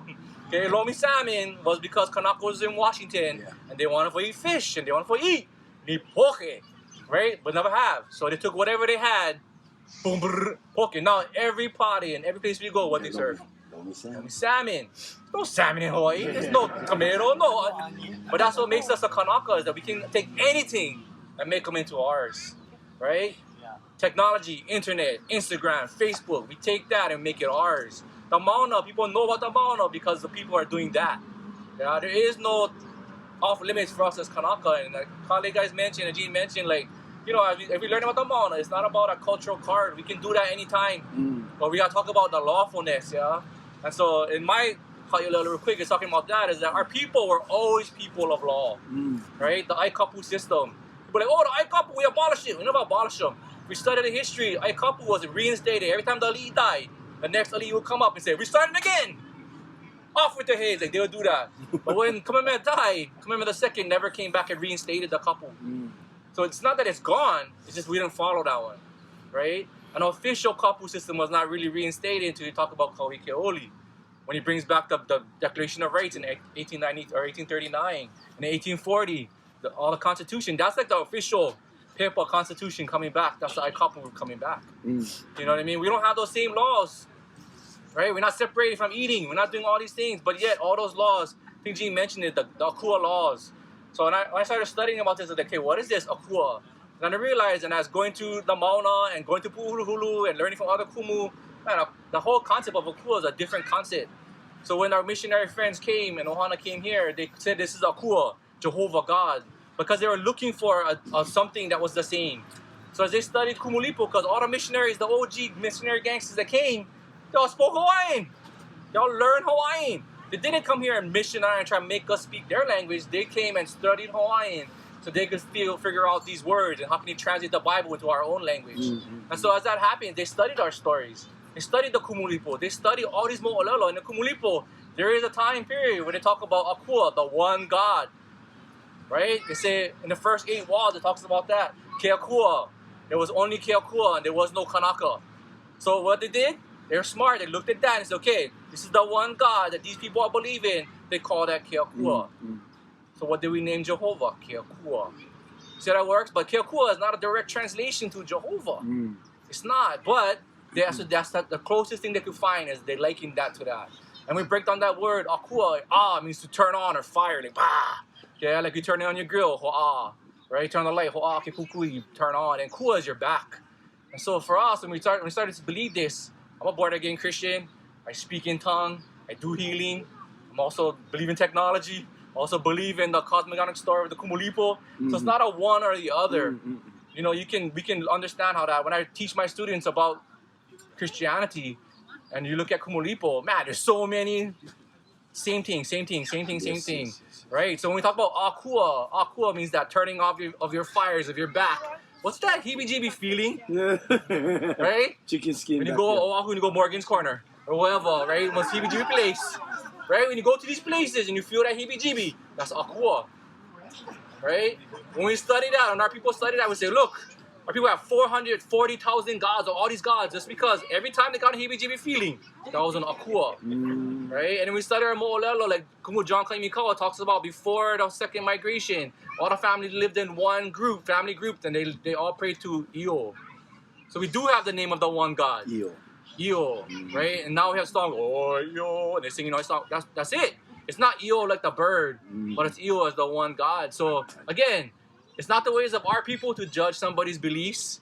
For instance, if we have 40,000 gods or 400,000 gods, we add one more in, are we offended? No, it's the other way around, right? They only had one, and we bringing in 400,000. They're like, oh my gosh! But that's because it's not a direct translation. Akua doesn't mean God in that sense, yeah? It can today, but it's not a direct translation. Akua means anything that gives you the heebie-jeebies on your back. That's akua, right? You go corner, you feel the burning sun. You see the ma'oki-okis in the ocean, the color things. They feel the wind. You go white man, you feel that cold, piercing rain and the wind. That's akua. So it's a little bit different. So when we think about it, when I teach kids, like, yeah, I'm Christian. I have no problem with that. Our laws, one of the things that Kale was talking about was the 4 things that got you into the League of Nations. But another one is that you have to be Christian. Japanese Empire was not Christian. Africans were not Christian, but being Christian was one of them. So there's a great video actually from a church that did research on it in Kauai, and they talk about that, like it's called Stealing Paradise. But check them out, like it talks about that. The Hawaiian Kingdom was one of the most purest Christian nations because our people already knew how for ho'omana. We already knew how to follow laws because we were lawful from the beginning, right? When Kamehameha came to Kupuna, to Kealii, and tried to mob the fishermen, his foot got stuck in the thing, and boom, he falls down, and they beat him with the paddle. They don't know who that guy is. They're just cracking him, right? He almost dies. Boom! Law of the splintered paddle. Kind of like, that's where it comes from. Yes. You know what I mean? And the thing is that, is we study these things, we understand, like, wow, Kamehameha never write them down and send them out to everybody and make one tablet. No, he told everybody, this is the law. Our people already follow that.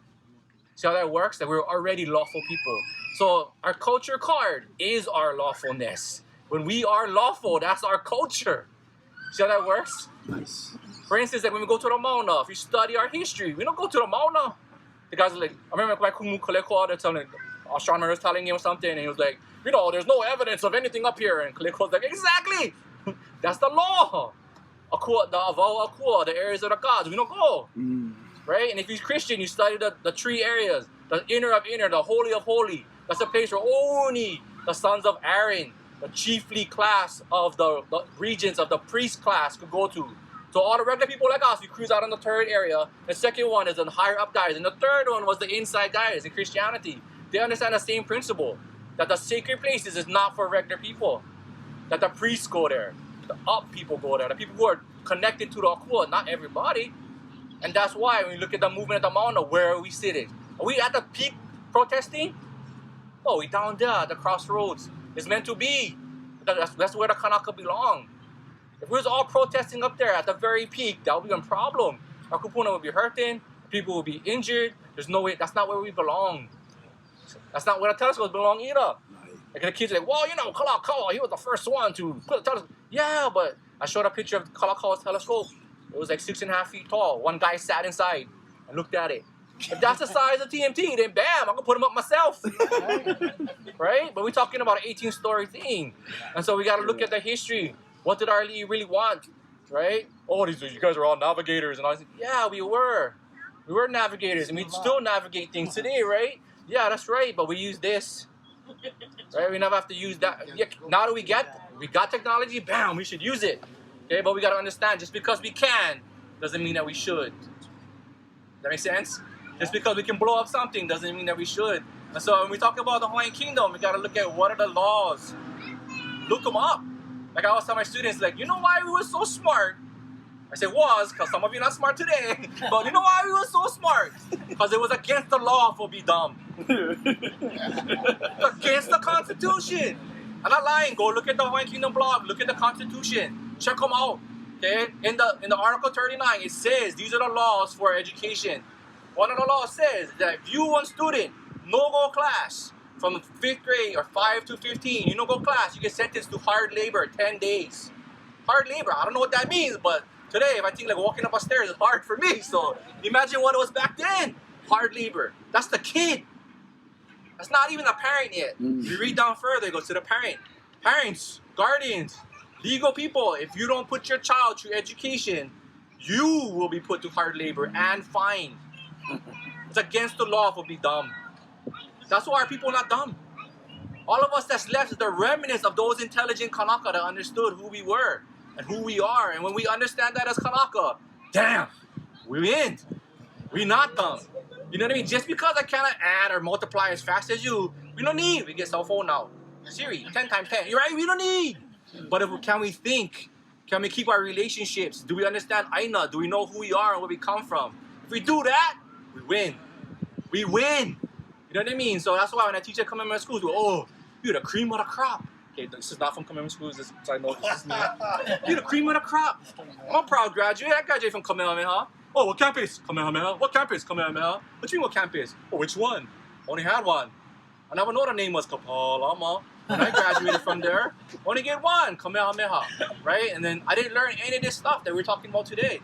Nothing. My teacher was great teachers there. We learned that in 1778, Cook came here and discovered us. We learned that in 1959 we became a state, and that's it. And everything in between was woo, hula hula. Yeah, you guys dance. Kalakaua was the drunk. That's what we learned. Yeah, the last 5 monarchs. Oh yeah, they did great things, but they was all alcoholics and drunks, and they never really make changes. You kidding me? Makuokoa wasn't even a thing. But that was the educational system. So when today, kids were like, oh, Kamehameha, oh, you guys is the cream of the crop. I said, well, basically we just took the Kealii High kid, the Poa kid, the Konawaina kid, give them a uniform and said, come to this school. It's not the cream of the crop. Why are they already separating us, saying that these kids are smart and these kids? No. This kid is smart this way, this kid is smart this way. You come to my class, my kids kill pig, you clean pig, you go kapalama. They're asking us now how to do them. We're planting 500 huli a year, you go kapalama, they're popping them out of Home Depot pots. Right? But yeah, the kapalama, look at their shows, look at their technology, look at music. We shouldn't be comparing that. We're comparing the strengths of our people. And so like in my class, I tell the kids, man, some of you guys is gonna be dumb. Just like me. Dumb in these areas. We stupid. I cannot keep track of nothing. Don't give me any paper. Because I'm gonna lose them and I shred them and turn them into mala food. Like, we don't know. I don't know any, no paper for me. Right? And they're like, what? I'm like, yeah, because I'm dumb at that. I can't handle. Right? But my strength zone is talking, is building stuff, is poi pong, is making all these things. And so I tell them right up front, you guys gotta figure out which is your strength zone. And don't believe the hype. Right? When we look at our testing, NWA testing, and all these kind of standardized testing, you know, that tells me that we taught our kids how to take one test. That doesn't measure intelligence or our smartness, understanding who we are, where we come from. When you go to a job, they don't care what your SAT score was. They care is, can you talk to uncle? Can you share with me? Can you create a relationship? That's what they care about. Those skills, but that's not what we're teaching at the SATs. Because you got to make the money, you got to go to school, get educated. I agree with that. We got to have, all our kids got to have doctor's degrees. Why? So they get to the table and they can make the change. Doctor's degree doesn't mean that you're smart. I know plenty of doctors that's not that smart.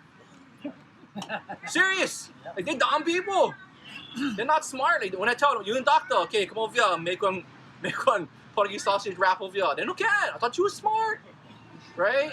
So again, it's teaching the kids that smartness and intelligence comes in different levels, and we need Kalo farmers, but we don't need 200 Kalo farmers. We need the Kalo farmer, we need the educator, we need the doctor, we need the lawyer, we need all these things. So when we ask them, it's not about like, when you find out, what do you want to do for the rest of your life? Because you're going to do it for a long, long time. Burn! How about you become a successful, crazy, millionaire doctor and do it for 20 years, and after that, go farm Kalo? Why not? Kamehameha did it. He did it. We looked at these stories. He was on Kalo farmer in Waipio, digging his nose, farming and fishing, relaxing. His uncle dies. He gets kukaili moku. He's still over there. His cousin is over there, cutting down the trees at KA. Oh, his friends, we gotta come fight him now. That wasn't his choice. When Kamehameha died, he's in Kona, Kamakohonu. Guess what he was doing? Fishing and farming. The same thing he was doing in Waipio Valley. But he spent time and did something great, made a change, made a stop, and then he boom, can relax. Why are we not teaching our kids that?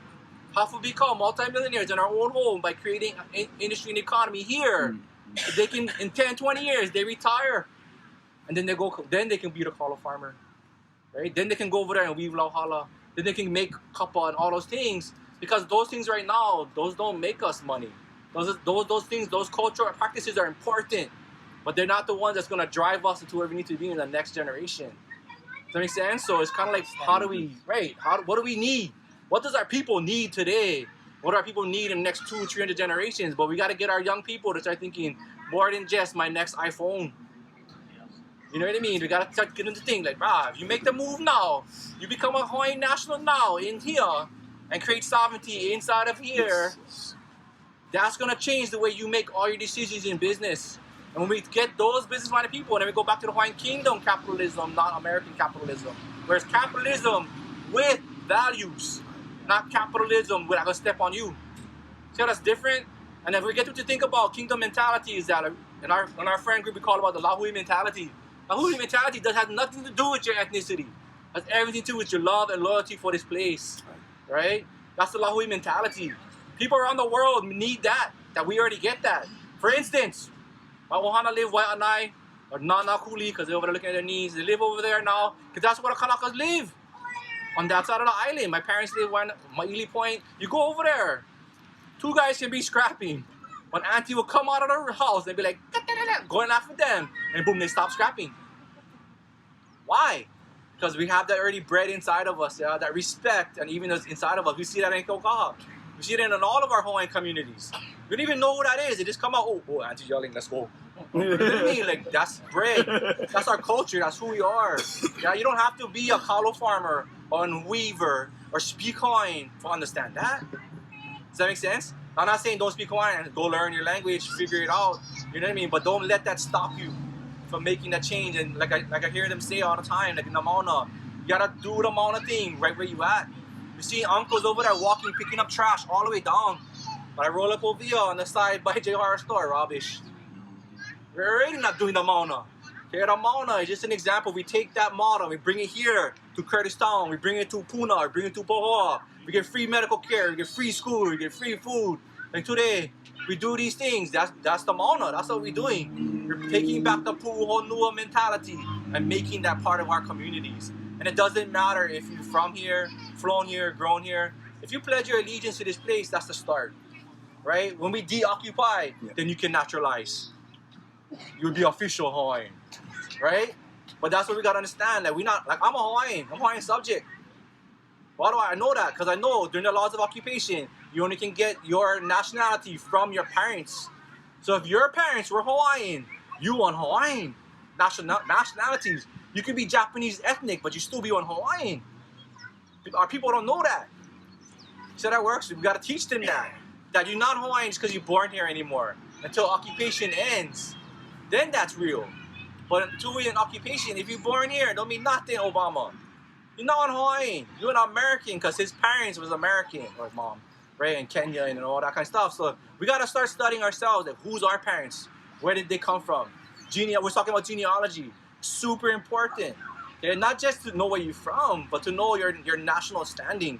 So my students that come in my school, the seniors, one of the projects they do at the end of the year, I give them 4 questions they choose, and one of the questions is explain to me your nationality and provide evidence of your national. heritage. So we get like, I get videos of all these kids standing up and saying, I'm a Hawaiian because my Tutu man signed the Kuei petitions in 1897. We have proof that we was here. You can find your families in those petitions. You are a Hawaiian. Well, let me preface that. Some non-Hawaiians also signed the petition. If you look at it, it's in parentheses. It'll say USA, Japan. They wrote their names and they put in parentheses. So it wasn't just Hawaiians signing that. It was Japanese people living in Hawaii signing that petition. Okay, remember, it's the same thing. Naturalized. And we got to think about the Hawaiian kingdom. It wasn't a kingdom of race. Yes, had Hawaiians, and yes, we were the biggest ones. But when you study Keanusai, and you study all these different guys, Donovan's work, and you look at the people, and you study them, it talks about that, is that there are pretty much people from every nation around the world who became Hawaiians. Stanford Bido, Hawaiian. Insurgent, but Hawaiian, right? They became Hawaiians. We study the newspapers and why it's so prevalent. Where did that come from? An escaped slave lady who came and brought to the printing press. She was a slave from America, came to Hawaii. She stayed in America and she didn't naturalize. But she's the one who thought, we invited everybody. We was the melting pots before they even had pots. That was us. Okay, because the aloha spirit, even though today we kind of overuse it and that kind of stuff, but that spirit, it's not Hawaiian, that spirit is Polynesian. That's how we was. Our homeland, Raiatea, where we come from, the Marquesas, where we come from. We already understood conquering and imperialism and all these things. But we understood the name for the Polynesian people, our ethnic name is Kanaka. When you ask somebody in Aotearoa what do they call themselves, they Maori. Okay, but what else? And they say Tanata Whenua. Yeah, Kanaka Honua if you translate it into Hawaiian. And the word Maori is the same word for us in Hawaiian, Maoli. Kanaka Maoli. Maoli and Maori is the same thing. Tahitian Maohi, same thing. So as a Polynesian people, we already understood people as people. White, black, green, orange, we're still people. Our name for us is people. Right? And we study that and we understand. It puts us in context of the Hawaiian kingdom. And we say, who is our people? It's our people. Right? We're not judging each other because of our gods. We're not putting each other down because of our beliefs. Right? That's us. That's who we were. That's who we are. But if we don't remember that, we think we're American. Now, I studied American history. I went to the cobblestone stops. I did all that. I went to the Franklin Museum. I've done all those things. I've lived all over America because my dad was in the military. I understand all those things and those codes, and I've been familiar with that. You know, but what I understand is that the founding fathers are still slave owners.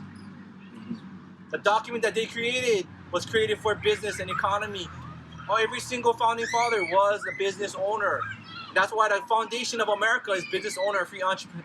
You know, but if you come to the American schools in America, do they teach business ownership? No. So just because you started out with something good doesn't mean it's still good, right?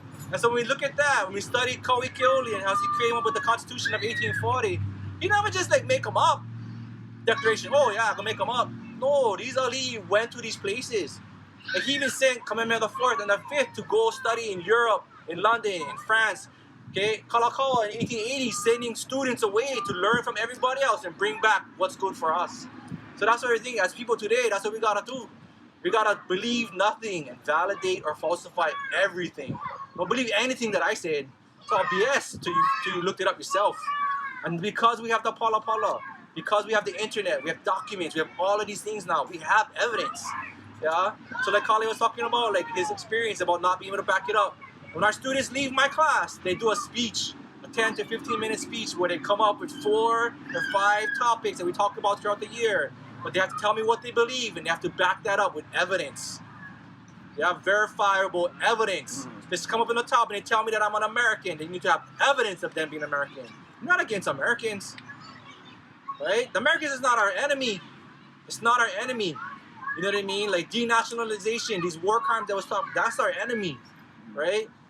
So we got to remember that. The guys who did us wrong, they're not here today.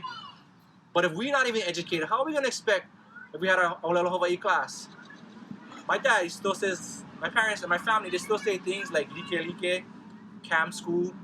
If we can't even say our own stuff correctly, how dare we expect any other nation to back us up? If we can't say like or keoli, if we don't understand that puna is not a spoon, how can we expect somebody else to do that for us, right? So that's why we gotta start getting educated ourselves. And I don't like teaching, to be honest. I don't like teaching, but I like impacting the next generation because then I'm kind of selfish. We have 5 children in 20 years, 30 years, and 250 years. The generation that I help to educate, they're going to be my kids' generation. They're going to be my kids' peers. Does that make sense? So I teach because if they're surrounded by a bunch of idiots and people who think that they forgot the history and the past of our people, that's my fault. That's all of our fault. You gotta start grabbing that kuleana and be like, wow, yeah, I never learned Hawaiian, but from now on, I'm gonna use all the Hawaiian words I know. When I say it's time for eat, I'm gonna say like, you know, I eat kako, we're gonna eat. You know what I mean? I just gonna use whatever I can. Instead of saying land, I always gonna use the word aina, right? You just start. It doesn't have to be perfect. Yeah, but that's the step, because that's gonna show. Maybe the next kid gonna see you do that, and they're gonna be like, wow, uncle's having a hard time, but look, he's trying, so I'm gonna try harder. And that's the step, you know, and those types of things, and that's what we're trying to teach the kids with all the movements that's happening. Wow, that's it. It's not about wearing your I don't know, I gotta start like, oh, I only get one Kealii Mauna shirt, like, my aloha in a shirt, the thing is like light green already, you know, like, I never like wear that, so I made one shirt, you know, so we made our shirts for Lakuokoa, but you gotta think about that, like, everything you buy, that's power, yeah, economic power, and we understand, like, every shirt you buy, you either make them or you buy them from Kanaka. Yes, the shirt gonna cost maybe $5 more, and now we got a plan now, right? Now we gotta start working together. Instead of buying my vegetables from the Maku'u farmer's market from the auntie that has Dole sticker on top, I'm gonna buy them from the auntie that grew them in her yard. Like, just small things we can already do to make those changes, you know, and it's not easy. I'm just like you guys, I still go eat McDonald's and roll up L&L and grab char siu meat and, you know, like, but we gotta start making those steps and cognitively thinking about it, yeah? How are we saying it? What are we saying? Are we using the correct terminology? When we say Hawaiian, are we referring to Hawaiian nationals? When we get the B, when we fly in our flags, we know what that means or what? Are we still rocking the Rastafarian cool Lahui flag? It's become a symbol of our people, but the elite sanctify that flag. I don't know, look them up, right? The flag with the royal instant, like anti-shirt right here. What does that flag mean? I don't know, look them up. It's all there for us, but we gotta make the first step. We cannot keep coming to the talks and getting out information. We gotta go to the information now, because it's there. Yeah, like your phones. It's amazing. Yeah, you like learn to speak Hawaiian? Bang. There are great apps and things and stuff like that. I can teach you and start getting on that process. Right? When your whole family starts doing it, then you start the talking part and you start doing all of this. There's nothing holding us back but us. Yeah, only our fear. And so I talked about that with our kids. Like, we kind of mentioned that. Like, and Dexter was talking about that too. Like, what's stopping you guys from making that change? It's fear. I'll never get rid of my social security number yet because it's fear. That if I don't get that, I don't get scholarships for my kids. I cannot put my 5 kids through college by myself. So if I cannot do that, I'm on my social security number. That poor U.S. not gonna help me. Right? It's fear. But then we start understanding, wow, the U.S. owes us trillions of dollars. Countries all around have treaties. They owe us back money. None of our kids should be paying for college. None of them. Zero. And I'm working with seniors, and I see these kids getting like top SAT scores. We get like a 98% acceptance rate. 98%! But then the kid's not lasting 1 year. The number of money, the number of resources, the number of mentorship. What we need? We need money, we need resources, we need mentorship. We get kids that are super intelligent working at McDonald's, or not that McDonald's is bad, but I mean, these kids have talent, but yet they're still wiping the table. Why? Because our country right now, we forgot. We didn't study the Constitution. You read that stuff, it's basically education got anything they wanted. Said, you went to school. School. It wasn't adult. The education was the forefront. The very beginning of our community. And again, if we want to be our Lahui, we want our Lahui to be strong, that's what we got to do. And not this, I'm going to pay a few taxes and then I'm going to send my kid to public school and they're going to be taken care of. No. Education got to be the forefront. It means the legislation, whatever we ask for, education got to be done. We need schools to help kids like me. To help kids who don't speak the proper English. And we don't know how to comb our hair. I did for you guys today. Okay? Because if you see me at school, I don't look like this. Okay? But we need schools like that. Right? That understanding that connection to the Aina and these traditional ways of thinking and governance that Kealii was talking about is important. Because if we understand where we come from and we start making decisions for the future, oh my goodness, but be crazy. Yeah, we can make huge changes. But again, it all starts with us right here, this small group. It's not about like bringing 10,000 people here. It's about you right here going to talk to the 10 guys that never come and share a little bit of what you learned about going home on the internet, searching them, blasting them, checking all the websites. Okay, but also remember, believe nothing. Everything I said is BS until you actually look it up yourself.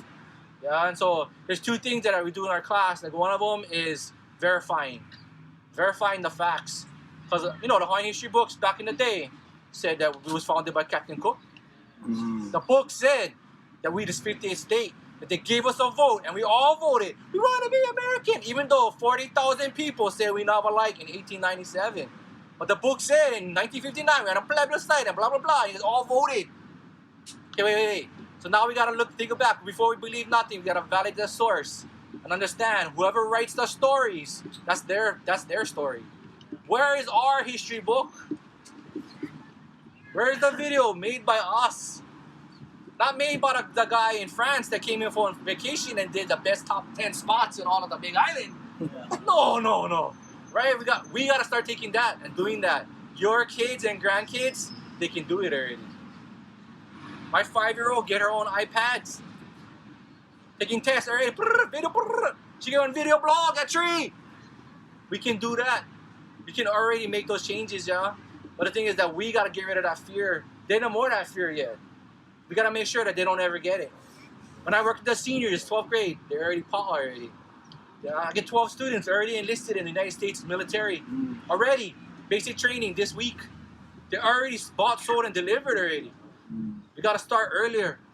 We gotta start in our families now. Like my son, he asked me yesterday, he's filling out financial aid. Dad, I gotta sign up for selective service. Oh, why? Because it's a war crime. It's a war crime to sign up for selective service because you cannot have another person, country required to sign up for the military of a different country.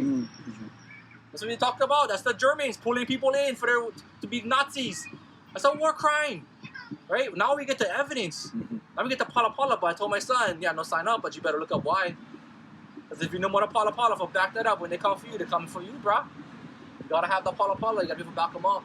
That's the thing that in community schools, not all of us are doing that, but lots of people at community schools are trying to do that now. Trying to make that change, And again, we just one school, get plenty of schools doing them.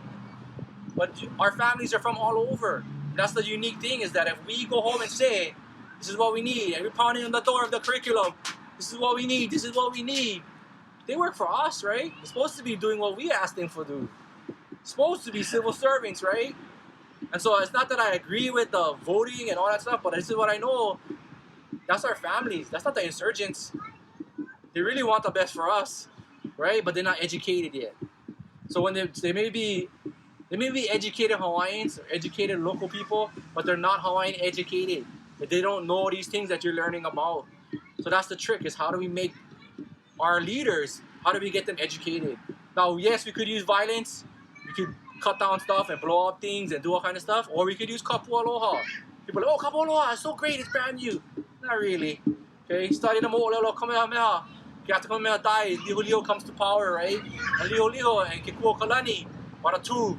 Kekuakalani is Kamehameha's nephew, or his pailani, his favorite. Yeah, his brother is Kealii Akina, he was higher ranking than him. So his son, Kekuakalani, is higher ranking. When Kamehameha dies, Kekuakalani gets the god, Kuka Iliboku. The same way Kamehameha got the god. In charge of the religion, in charge of that spiritualness of our people.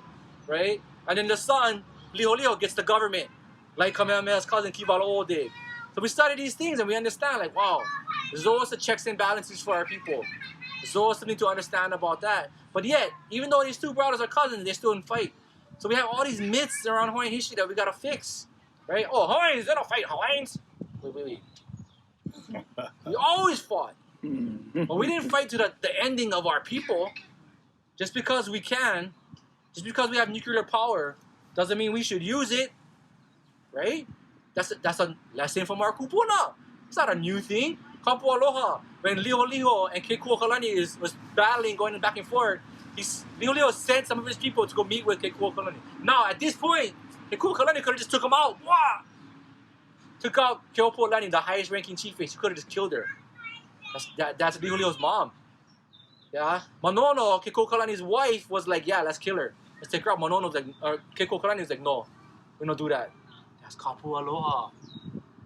It's not a new thing. It's always been a part of us. But now it's new and it's words, and we gotta make t-shirts so everybody else knows. Right? The same thing like the 1839 Bill of Declaration of Rights. It's not that we knew our rights. Kanaka, we knew our rights. We knew our place. But that's what the rest of the world knew what our rights were. Does that make sense? And so when we talk about the Mauna, we fast forward today. The Mauna movement is not for just for us. The Mauna movement is for the rest of the world know that we know. We know our history. We know where we're at. And that's why when we go to the mountain, we gotta start bringing up those things. I love the hula. I love watching that. It takes me back. It's like, my wife said something, it's like on time machine. When you watch them, you can see. But let me ask you this question. How many of you guys know that Awai'a is not a lahui dance? That the origins of Awai'a is a temple dance. Temple dance means that it's sacred. Sacred dance. Right? Those kumus are teaching the sacred dance. And they're saying it's a sacred dance. You know what I mean? But do we know what that means? Do we know the symbolism? When you're dancing down, we're talking about these big white anu towers where they would burn incense and stuff, and the guy would sit there and the rope would come to them and they'd tie this rope, and that's how they would get the divine intervention from Akua. That dance is talking about that type of divine intervention and binding yourself to the land, right? So we teach you how to dance, but do we teach you that background part? You know, I love the hula part, but again, that's only one layer, right? Being intelligent is our culture. Being adaptive is our culture. Being lawful is our culture. Do most Westerners or outside people understand hula as a part of the culture? No. But do they understand laws in their culture? Yes. So which one would you pick to teach them? The lawful part. See how that works? It doesn't diminish the importance of the hula or the oli or any of that or the carvings. None of that is diminished. But the law is the language that they understand. So if we start to understand that language and we talk to them in their own language, just like the missionaries came here and learned Hawaiian to talk to us, we got to do the same thing politically. So the Mauna movement, to me, yes, it is about stopping the TMT and not putting not degrading and hurting our Aina. But it's also about us translating to the world that we know the truth. You're not going to hold us back anymore. You cannot stop us. And if you were like, well, you know, the First Amendment and the rights we don't care about that rights. It allows us to do what we do here under the American umbrella. But really, when we study the rights of our Constitution, you go look them up. Look what the rights say on top of there. It's not scary. People are like, oh, I'm going back to Malo Kalo days and I got to wear my Malo. Burn. Right? 1840, constitutional monarch. 1864, the absolute power of the monarch means that the power, the monarch has all the ruling power, was taken out. Guess who was taken out by? The monarch. It was the monarchs, our own elite, who looked at our people and looked at our land. He said, what's best for the land is best for the people. That's what we're going to do. That's what they did. So Kamehameha Kahi looks at that after the battle. What's best for the land, best for the people. Heal the people, revive the farms, bring back the fishing. Kamehameha, that's what he spent his life doing after the end of the war. Reviving the peoples, bringing back the communities, farming, fishing, all of that. What did Dexter do? He looks at Great Britain. Wow, Great Britain has people ruling. The king, they do everything. What does Kamehameha do? He does that. He comes up with the government systems. Okay, today we call them the 4 counties. That's the 4 kingdoms. Kamehameha didn't obliterate the 4 counties or the 4 kingdoms. He turned them into 4 areas of government. And today we call those the County of Hawaii, County of Kauai, County of Honolulu, County of Maui. That's the 4 original kingdoms of the Hawaiian kingdoms. Kamehameha started that, right? Lihuliu does the same thing. Kealii does the same thing. He starts changing and making the constitutions. All of this is what's best for my people. Kealii could have said, you, die, and they just killed him. Lihuliu could have said, Yeshara Falami, die. That wasn't what's best for the people. That wasn't best for the Aina. See how that works? So what did they do? They turned around and gave it to the people. So when we study these constitutions, it's mean. Like what they did. Try to show me another country in the world whose leaders, absolute power leaders, gave up their leadership willingly. Show me one. There's only one that I found. That's the Hawaiian Kingdom. No other kingdom has ever done that. None. Right? Boston Tea Party. Right? All those things is separation. Even till today, we're looking at countries separating. They're not giving it up. I'm going to grant you all the courage. I love you guys. You guys all get rights. No way. No way. Yeah, it's always been about power. But our people, we understand that we are our Aina. We are our Kupuna. That is us. If I'm the Li and I am the Aina, and I turn around and I hurt my people, I'm hurting myself. We're not separate from that, yeah? The tree, the koki frog, everything that's on earth, we all made it the same thing. Kumkaleko talks about stardust. All of us is made from stardust. That's the very beginning of Kumulipo. We are scientists. We already understood that we're the same thing. Our DNA is the same, right? And that's why the world has so much to learn from us. Yeah, you don't speak Hawaiian. Yeah, you don't know our history yet. But it's inside. And I totally believe that our ancestral DNA is inside of us. That's why at like 35 years old, I made my first poi board, my first poi stone. Uncle Jerry Konanui at his house down in Pahoa. Come on, boy, come. Okay, what we doing, Uncle? Come, I'll show you, and then you show the kids. Okay. So we go over there. The next day I show up with my own jig. The next day I make one stone in front of him. The next year we made it 20, 30 stones over and over. Why? Because that's my ancestral DNA. That somebody in my family did that. You know what I mean? Somebody in my family knew how to do that. And so all of us have that. You know what I mean? So when we say we don't know, you know. Yeah, when you need it, it's going to come to you. Yeah, I never planted kalo before either to Uncle Jerry. Then he's like, boom, do this, boy, this. Boom, now we're planting 500, 600, 2,000 huli this year. Taking over 8 acres at the school, doing all this stuff, yeah? Why? It's because our ancestral DNA is inside of us. So I don't know what you're good at, what you're not good at. I just gotta say this. Whatever you're good at, just do that. Oh, I don't really read too well with scrap reading because we get, you can read them in the book. They get that kind of audio book now, right? Really, for real. Focus on what you're strong at because that's what's gonna move our people. If you get 100, if you say you get this much that you're strong at, but you're weak like this, put 100% into this area, you're only gonna be like that. But if you're strong like this, you put 100% more. You see how that works? So if we continue to live in our strength zone and we study these stories of our kupuna, we study Pele and Hi'iaka, we study, Kamapua, we study Aila'au, we study Kahumanu and her role and all these things. We study them. And remember to focus on our strength zone and we all work together. Holy crap! Here comes Alahui. We back. When we roll up to Pizza Hut and we're like, oh, hokai pai pika ke olu. And they understand you. We back. You know what I mean? We back. When you roll up to the doctor's office and you're talking to them in Hawaiian and they're prescribing you tea leaf for your headache. We back. See how that works? But we're not gonna get rid of the iPhone. We're not getting rid of technology. We're using that. Right? We use all the things and all the weapons in our arsenal to kill them with love. You know what I mean? And that's the thing, our kids, they already got that technology weapon, yeah? But they are technology natives, but sometimes they're technology naive. They forget, yeah? Our basic thing, my tutu ladies tell me, no lelo no el, but wasn't all no back then, but what you say, yeah? What you say is life, what you say is death. She used to always tell me that, because I used to be like, I was a rotten kid and say all kind of stuff, jumping on the roofs, doing any kind of stuff. And she used to tell me all of that. I'd be like, I hate you. And she would tell me, if you say that, you can't ever bring that back. And that was a belief, a cultural belief that she ingrained inside of me. And now I understand. But this is the catch. What's her name? Inoi, does she understand? When she posted on Facebook, she just spoke that to the world, to the universe. You can never bring that back. Right? When Ige turned around and said that they're drunk and they're smoking pot and they're doing all kind of stuff, he just let that olelo out into the world, to the whole world, the universe, forever. He can never bring that back. We gotta teach our kids how to control that. They do it in words on stuff, but they do it snap a cracker chaps or whatever else, right? And they do like Instagram and pictures of them like with their beer bottle, even though they never drink them. They just put that mana'o and that picture of themselves out into the world. We as Kanaka gotta start controlling that. No. Right? We gotta do that. We gotta do it for our own families, for our own kids, for our own influences. Why? Because as soon as they put that olelo out into the world via social media, via electronic media, that's never going away. That's the same concept that our kupuna taught us 300-400 years ago, but we forgot it. Yeah? In the words, there's life. In the word, there's death. Same thing. Yeah? If we are fools, we don't go out there and do that.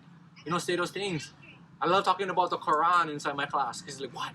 You read the Quran? Yeah, I read the Quran, I don't want turban, but I read the Quran. You know, I looked up what it is and was talking about. You know what the top rules in their religion is that if there is a strife or anger, you would do anything you can to right that wrong. Anything. If that means you would kill your child, you give up your house, you give up your land to right the wrong, you need to do it. Does that sound like the fake Muslim thing that you hear on the radio, on TV?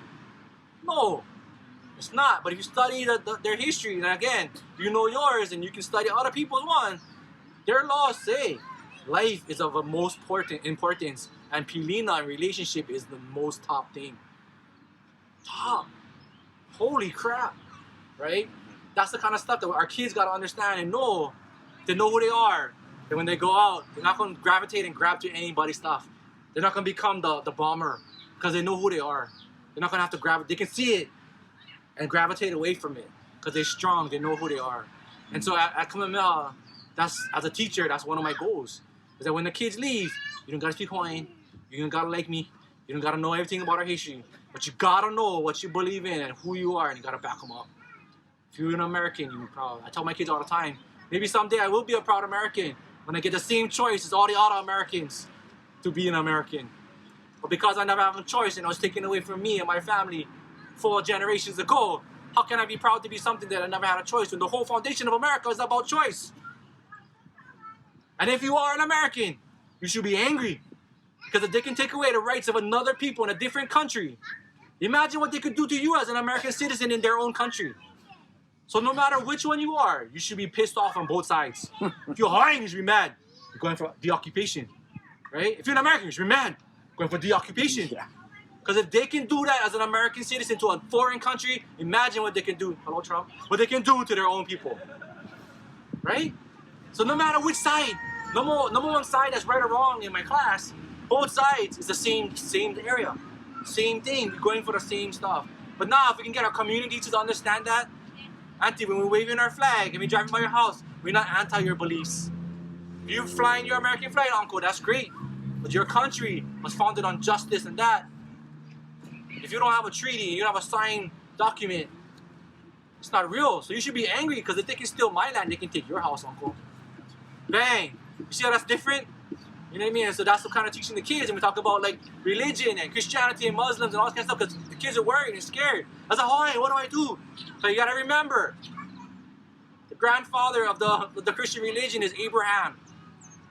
The grandfather of the Muslim religion is Abraham. They're the same grandfather. So that's why we teach you mo'oku'oho. Because if you want the mo'oku'oho, even though that's your cousin, you don't like them, they're still your cousin. Those religions is the same religion, they're still cousins. May not be exactly the same, but they're cousins. Same ancestral root. You see how that works? So we can take mo'oku'oho and we can use that in their religious beliefs. We can use that in their spiritualness. We can use that in their lawfulness. Understand that mo'oku'oho, somebody brought up like, what happened to the laws? What Hawaiian Kingdom laws, what happened to them? That was a great question. Do you know that they're still here? Do you know that our gathering rights, the Hawaii Revised Statute, I learned it from Keanu, when they took over the kingdom, they never take over the sovereignty of the nation. They took over the sovereign, the person. What they did is they took the 4 guys, they took the queen out, replaced him with their 4 guys. They took the Hawaiian Kingdom and put provisional government. The money was the same, one stamp on top. Right, the stamp of Kalaka's face is there and they had provisional government. So all they did was change the name. They never recreate the laws. You guys know HPD? They're fighting us. HPD is us. Hawaiian Kingdom started that. HFD, Hawaiian Kingdom started that. Hawaiian National Guard is the Hawaiian Kingdom Army. Bank of Hawaii is our bank. We started that. Department of Health, that's us. DOE started in the kingdom. We're the, like he mentioned, we're the 5th country in the world to have free education for all of its people. That's us. So when we look around, we in the kingdom. The bones is us. None of it, all they did was change the name. So if they could go like this, take us out, what can we do? See how simple that is? But if we don't know that, you're gonna be fighting Uncle over there, the National Guard, when actually he's us. We forget, right? Why the guy had to wear a mask to cut the Hawaiian flag? Probably because he was more shamed than us. But we forget that is us. And just because somebody makes a mistake, it's not our way to persecute them. We just keep shining the light, keep telling the truth over and over and over again. Like, I'm not against the Rasta flag. I tell my students, take that off. I tell them, take all the flags off. If you don't understand what that flag means, then don't even fly them. Not until you're ready.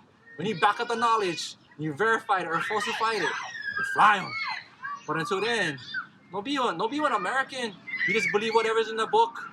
You're satisfied with public education. Never wonder why Hawaii has so many private schools? It's founded in the kingdom, that's why. It's not an American thing. Why we only get one school district? We founded in the kingdom. Has nothing to do with America. See how that works? So all of us, everything that we grew up and raised, just like I told you in Hawaiian language, you guys know already. It's inside of you. But now you just gotta frame it correctly and make sure you're using the right terminology. Make sure you're backing the right side. Right? Is there a right or wrong side? Not necessarily, as long as you can back it up. You cannot back them up. You cannot validate what you're saying. Then one, first, must stay on, and number two, go look them up. Because knowledge is actually a power. Knowledge is the currency. In the kingdom, that's true. Knowledge is the currency. It's not who you know, but it's what you know. Yeah. And in today's time, sometimes we always think about it. It's more about who we know, not what we know. But remember, who you know, knowing who the right people is knowledge. See how that works? That's currency. You can run with that. Yeah. Sorry, I talk too much. We have questions. Kealii. Mahalo. I'd like to introduce a good friend. Right. We've been together for quite a while, and I like to tell this story when, there were a bunch of us that got word to fly to Kauai because this holy guy was going to build a vacation rental on these burials in Maui. So we got the call from Kupuna from Kauai. Said she needed help. A bunch of us jumped on the plane and flew over to Kauai. And we got there and immediately stormed the gate. Took over that entire property. Cops, everybody, sirens blazing. And they were announcing this over the radio on Kauai of this occupation of all these Hawaiians that was taking over Maui and the sirens blazing.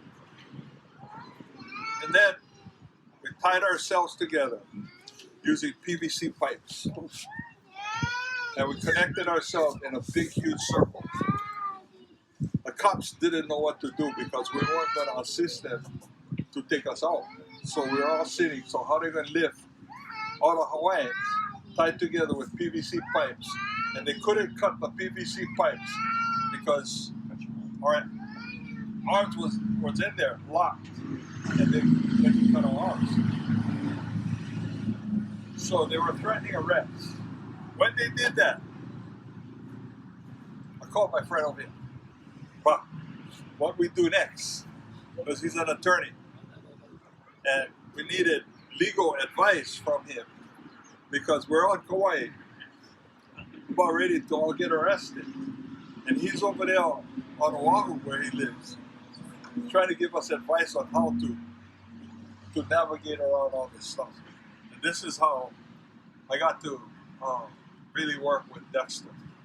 And the rest is all history because for the rest of the time, I really appreciate it because I've dragged him into a lot of stuff. A lot of stuff. He has. And so today, what was it? A week and a half ago, when the Kupuna that all got arrested up at the Mauna were being arraigned in court. And the end result was so cool because if you weren't there, a Kupuna, I think there were 28 of them, yeah? That day, I think about 20. 20 that were being arraigned, and a whole cadre of attorneys all flew in from Honolulu. Okay, and they all stood up on the side of the wall. There was 15, maybe 20 attorneys, all doing pro bono work to represent the Kupuna. And as the Kupuna name was being called for the arraignment, 1, 2, 3 attorneys would walk up and notify the judge that they're representing the Kupuna, each one of them. It was amazing. And that's the first time, ever since I've been involved with Dexter, that attorneys have stepped up. Because in doing this work, and this is why I really appreciate Dexter, it was very, very, very dangerous. Because when we first started all of this, we were afraid of being assassinated. We were afraid that the government would try to do something to take us out. We were afraid that the government would try to wipe out the practices and all this. It was real. It was very real. And the only attorney who stuck it out from the beginning all the way up to now, Dexter Kaiama, my good friend. Aloha mai kākou. Nice to be here, Moku Keawe. Thank you for inviting me. Mahalo.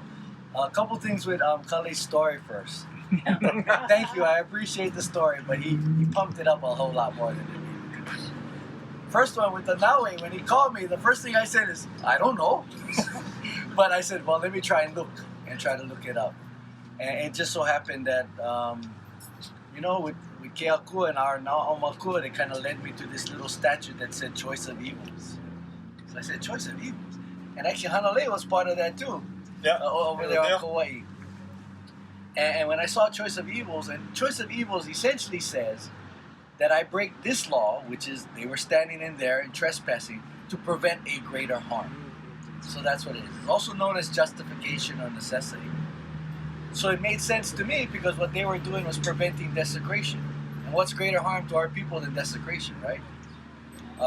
So with that, I also was able to contact certain people like Kai Markel at OHA, and to provide, from an expert standpoint, because he's the cultural person from OHA, to go ahead and back me up with a declaration and a statement saying, yes, this is a cultural practice. What this is this an area that has Na'iwi, and what they're doing is preventing desecration. So I filed motions, and we were lucky in a sense, and I think our Aumakua helped us with that, is that we happened to have a prosecutor at that time who was somewhat empathetic to what were going on with Hawaiian issues.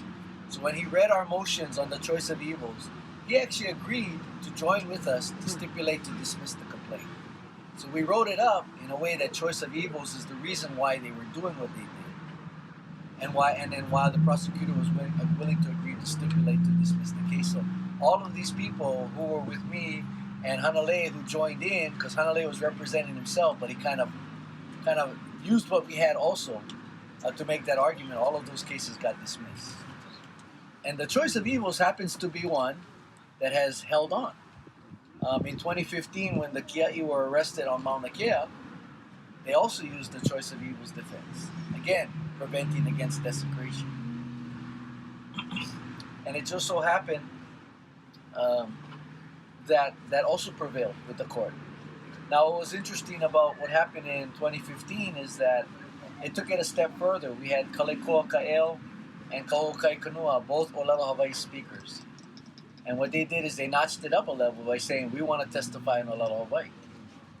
So I said, okay. So I looked, and of course we know that the protection of the Hawaiian language is provided in their Hawaii state constitution. Okay? It's also provided as a protection in their own Hawaii statute that the Hawaiian language is protected. So we filed the motion, and the judge, to her good credit, said, okay, I'll allow them to testify in Olelo Hawaii. I can tell you their testimony in Olelo Hawaii changed the dynamic of the courtroom. The prosecutor really didn't know what to do when they spoke in Olelo Hawaii. And the choice of evils, again, is you have to provide a basis. And under their law, it's a reasonable basis of why you're doing what you're doing, why you're defying the law. Not just desecration, not just to prevent desecration, but the levels you took were reasonable steps. That on Kauai, for example, at the same time that they decided to prevent against desecration by linking themselves together, there were actually lawsuits being involved with that same property, trying to prevent those iwi from being dug up. But those lawsuits had failed. So what they can argue, they could reasonably argue, is we exhausted all our remedies. We tried to go through the legal system, that failed. And the only thing left for us to do was to prevent this desecration by sitting there on the island. Okay? For us, fortunately, the prosecution thought that was a reasonable argument, so that's why they stipulated to dismiss.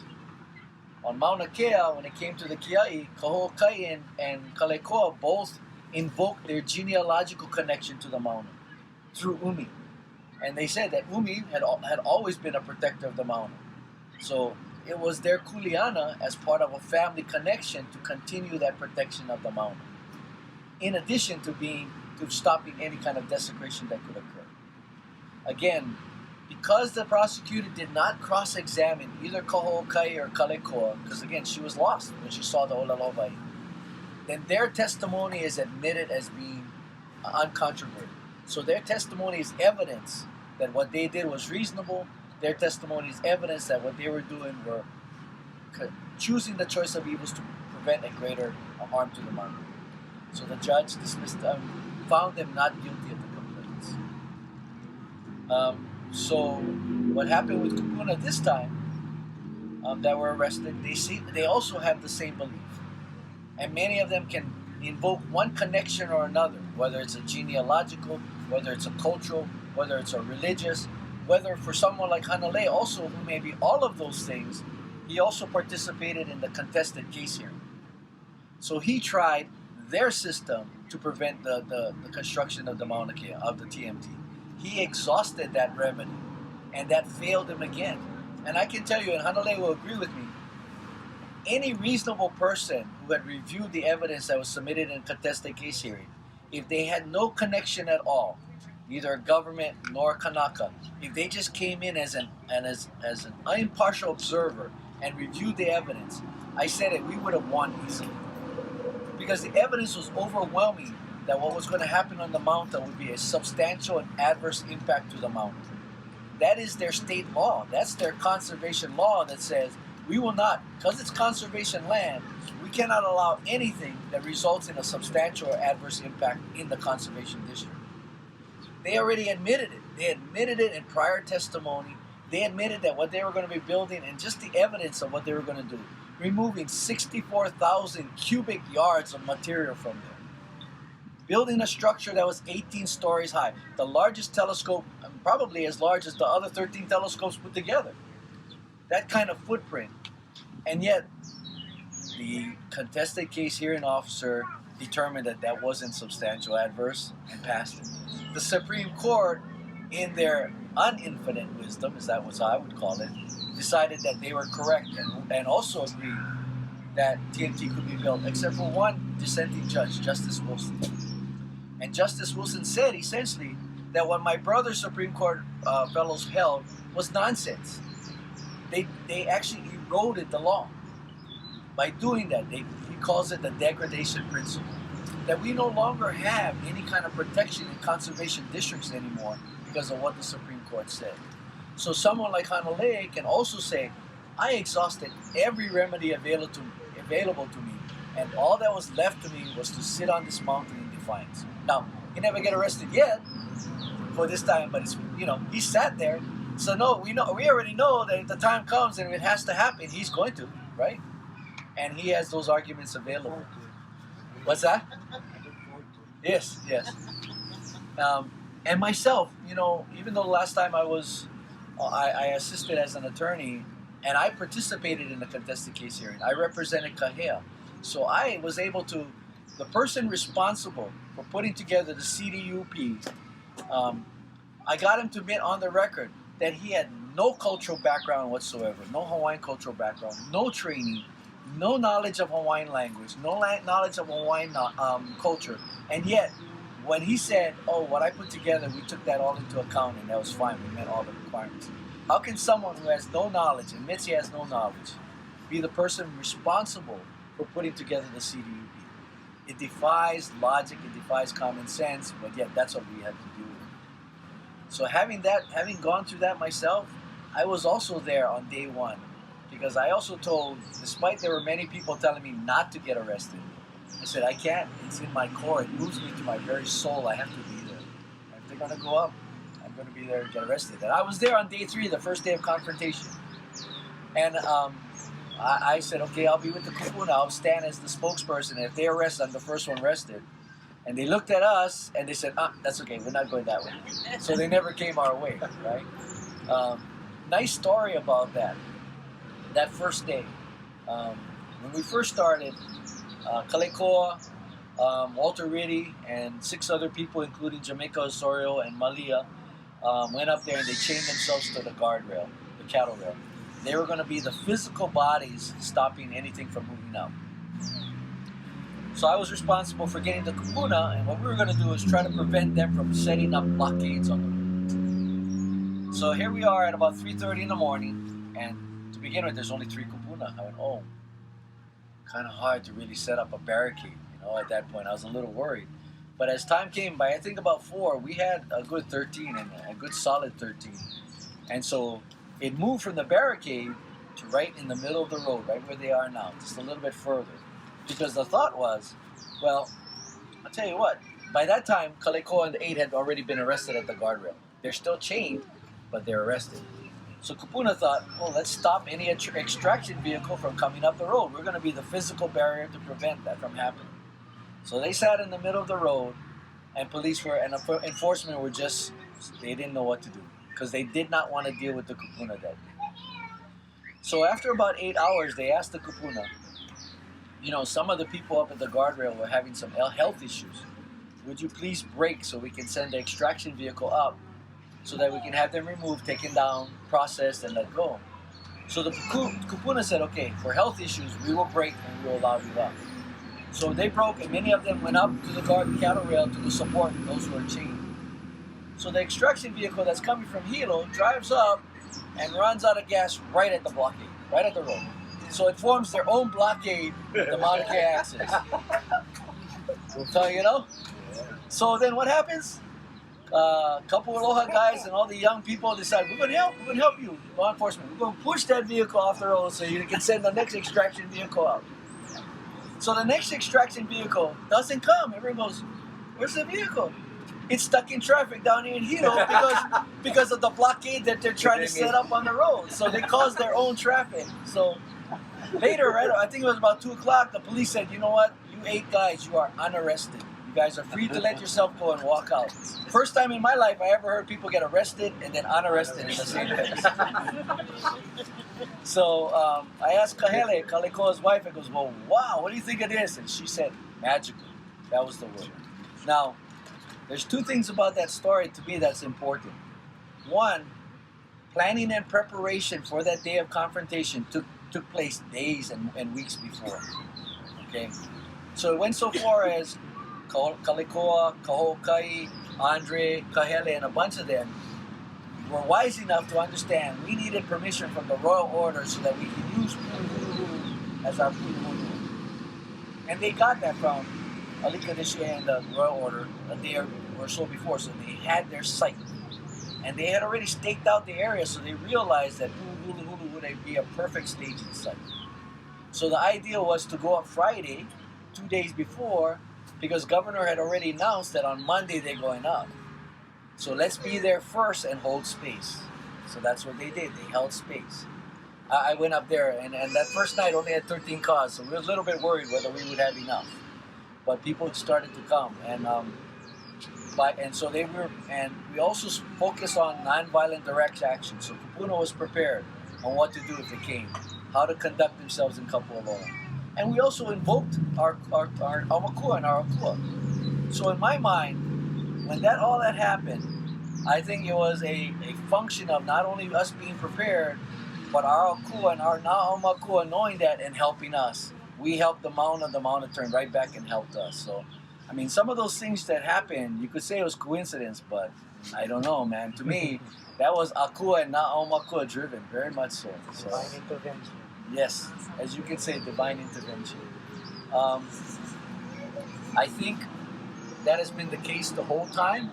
I think that continues to be the case. I think it is important. I think there is a function for the aha that they hold. I think it is important that we continue to invoke our Akua and Aumakua. I am somewhat disappointed that they stay away from talking about the law more than they do. And I understand because many of them aren't as knowledgeable about Hawaiian Kingdom law. as maybe perhaps many in this group here.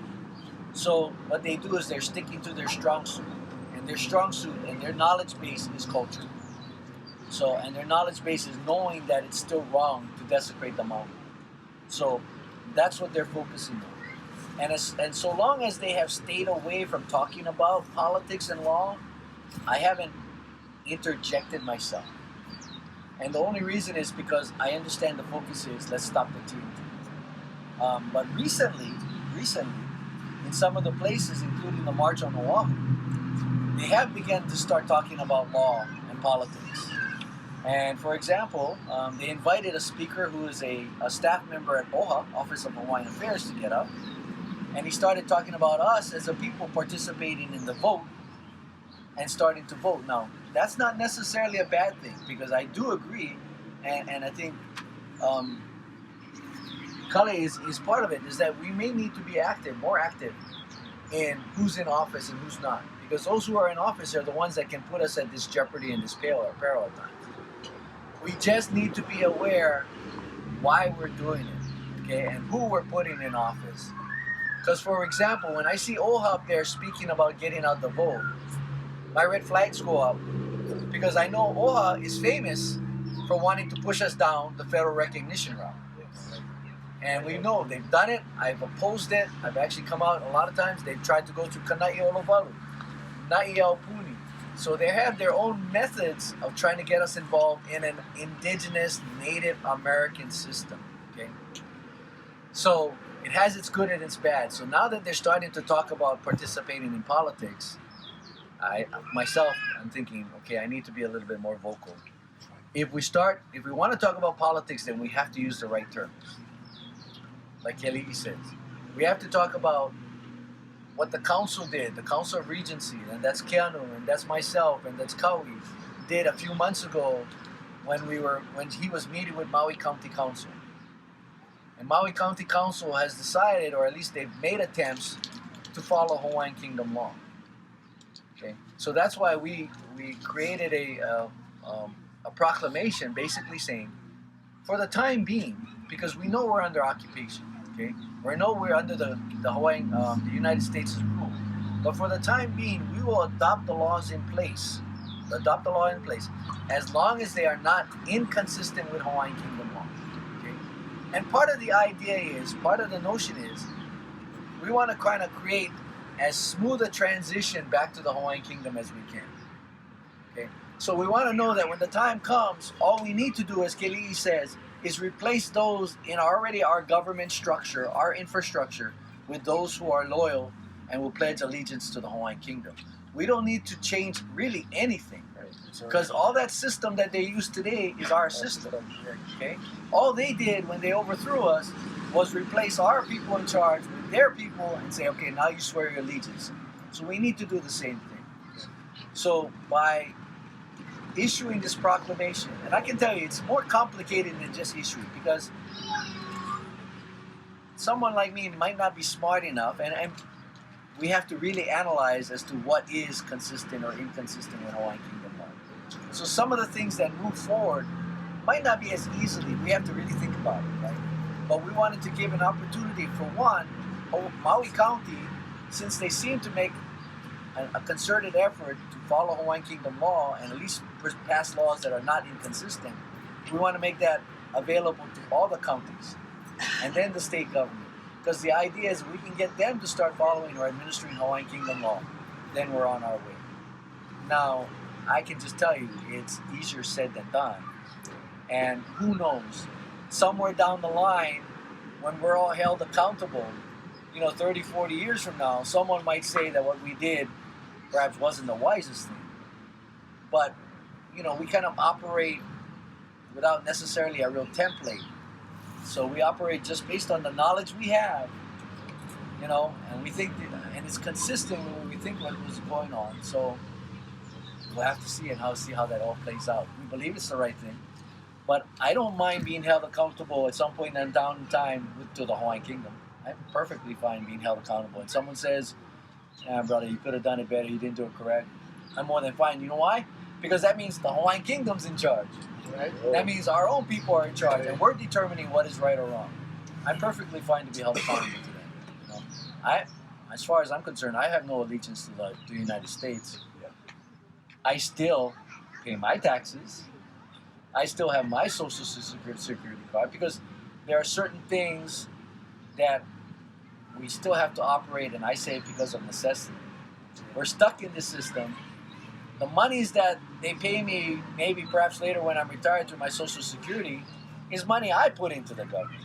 And also, it's a government that has greatly benefited, very richly benefited financially from having the occupation of these islands all this time. So as far as I'm concerned, it's money they owe me, probably a whole lot more, right? But I also understand when people are critical. I can understand the criticism. Well, why don't you give that up? Why don't you give that up? And I don't necessarily have an answer for that, except to say, look, I live in a system where I don't have effectiveness yet. You know, we can't just rid you. We're on our way to ridding you, but we haven't rid you yet. So you still have the control, you still have the keys. So there's certain things, in order for me to survive, that I must kind of deal with for now. Yeah. With the Kupuna this time around, I can tell you with the attorneys that showed up, it actually began as part of the preparation. It began in February. So we had heard that maybe things would happen in February of this year. So I actually sent out a kahea. I blasted it out to every attorney I could know. I put it on the Native Hawaiian Bar Association and saying they need help. I mean, people will get arrested. At that time, I didn't know it was going to be Kupuna. But I said Kealii were going to be arrested because they were going to stand there. And said, would people volunteer, and support? And to their good credit, it was actually Moko Keawe who were the first ones to say, we'll volunteer. So it was the attorneys on Moko Keawe who stood up first. People like Charles Kulani, Francis Alkane. I'm sorry, I can't think of all their names now, but there was about 5 attorneys from Hawaii Island that said, we will volunteer. So then I met up with Camille Kalama, who is part of the Huli group with Andre, part of the leadership. And with her, we coordinated and we got Native Hawaiian Legal Corporation to act as the housing. So they would be the person that would coordinate all the attorneys, provide that. So it was very important because I didn't want to be in charge of negotiate who goes where, what attorney does that. So they agreed to do that. When the Kupuna got arrested, that day, we had a whole bunch of Oahu attorneys saying, that is BS, we volunteer. So they were so upset by what happened, and many of them are Kanaka too, right? So, and young Kanaka, but they decided, you can't do that to our Kupuna, so they all volunteered. So that's why when Kealii said, when we had the arraignment on the 20th of September, it wasn't unusual for one Kupuna to have 2 or 3 attorneys standing by that person's side. So that's what's going forward. What's changed a little bit is that the defenses have changed. Not only is there the possible choice of evils defenses, but there are people now willing to challenge the very title to the road where the arrest took place. Okay, and some of them will choose multiple defenses. And we know that there's an issue of title to the road because there's two issues on title to the road. But I'll speak to the first one, which is the DOT doesn't have title to it. It's the DHHL. That's a simple one. And we know that DHHL hasn't yet gone through their formal process of transferring that land over to DOT. So as long as DHHL has the jurisdiction to the road, it calls into question the validity of the arrest that occurred. Now there's a deeper title to question, okay? And that's the one that some may continue to, not everyone's ready for that, but I can tell you my clients, the Riddies, are ready to do that one, Walter and Loretta Riddy, which is the fact that the title where the land where that arrest took place is Hawaiian Crown lands. Okay? Right. So those are private Crown lands. And there is no transfer of those Crown lands to the state of Hawaii. Okay? Now again, there's a difference between the government and the private. The private land actually has to be a transfer. There is none of that. Now, I can also tell you that as an attorney, I'm not an expert in anything. Okay, I have some knowledge of many things, but I'm not an expert in anything. So my job is usually to get someone who isn't an expert in that and to call that person in and testify. Fortunately for me, I have 2 experts, which is Keanu and Donovan Perez, right? So they are the ones that are going to speak to the fact that title doesn't even belong to the state. So if title doesn't belong to the state of Hawaii, how can they grant it to either DOT or DHHL? So if title is in question, then those arrests right there could be in jeopardy, right?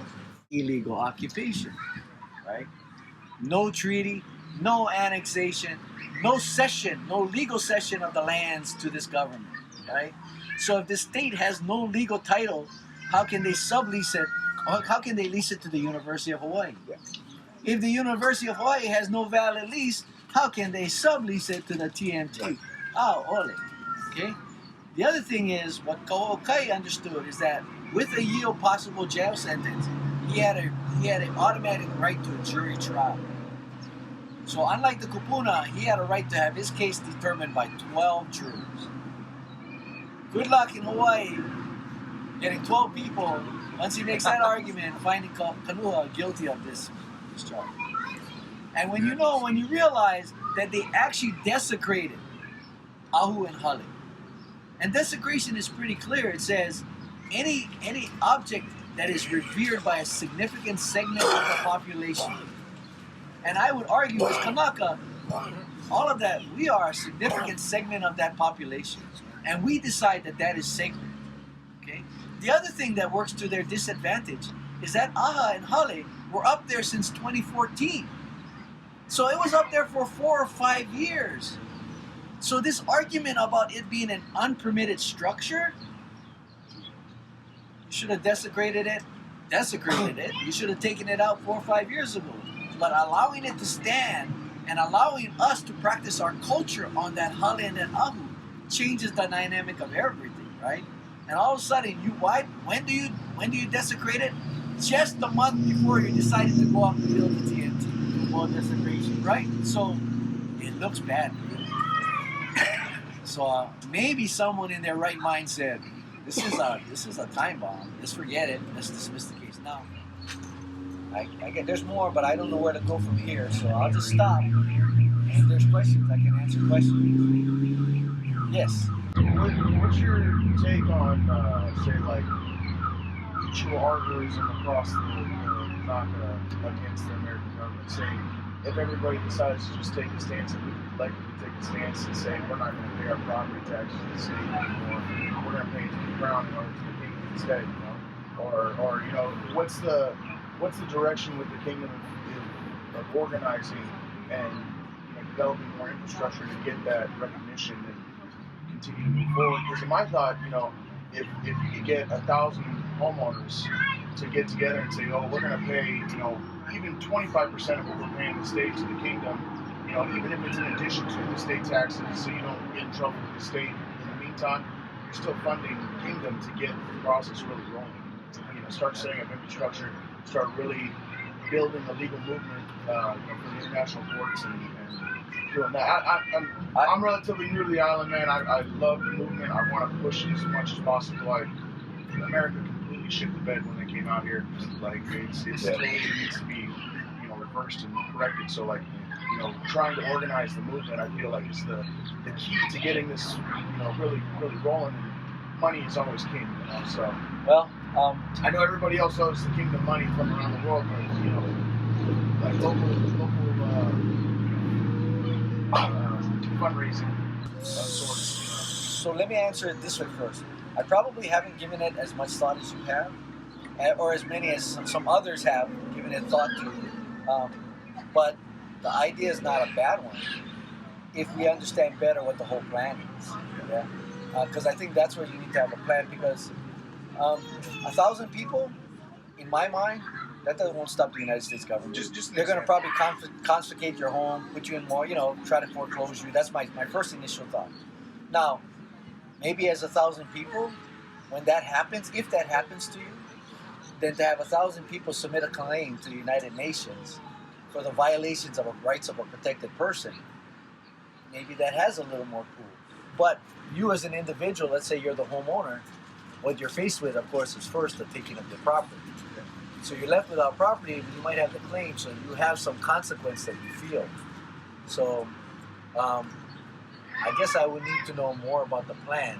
But I'm just saying, those kind of ideas, not necessarily a bad idea. I should preface it with the sense that when they do come, if they were to come and try and take my property, it's not coming out of my hands without fighting. You know, that's my personality. That's who I am. I don't necessarily think that everybody else is going to subscribe to that. You know, common law, I totally respect it. But you know, if the state comes to my property, they're not going to take it. It is not going to be my hands easily. You know, that's if you get 1,000 other like-minded folks with you, like that could start the snowball. Yeah, you know, pretty fast. Well, let me segue into Kealii because that's what he did actually.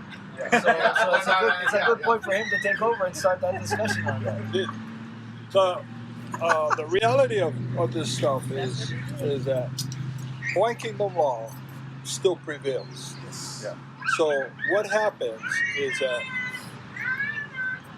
if you took taxes and paid it to the Hawaiian Kingdom government, and let's say, you know, the state or the IRS came after you, and you could just show them that, hey, here's my canceled check.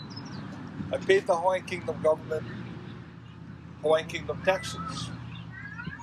What are you going to do about it? I've already met the requirements under Hawaiian Kingdom law. Yes. Okay.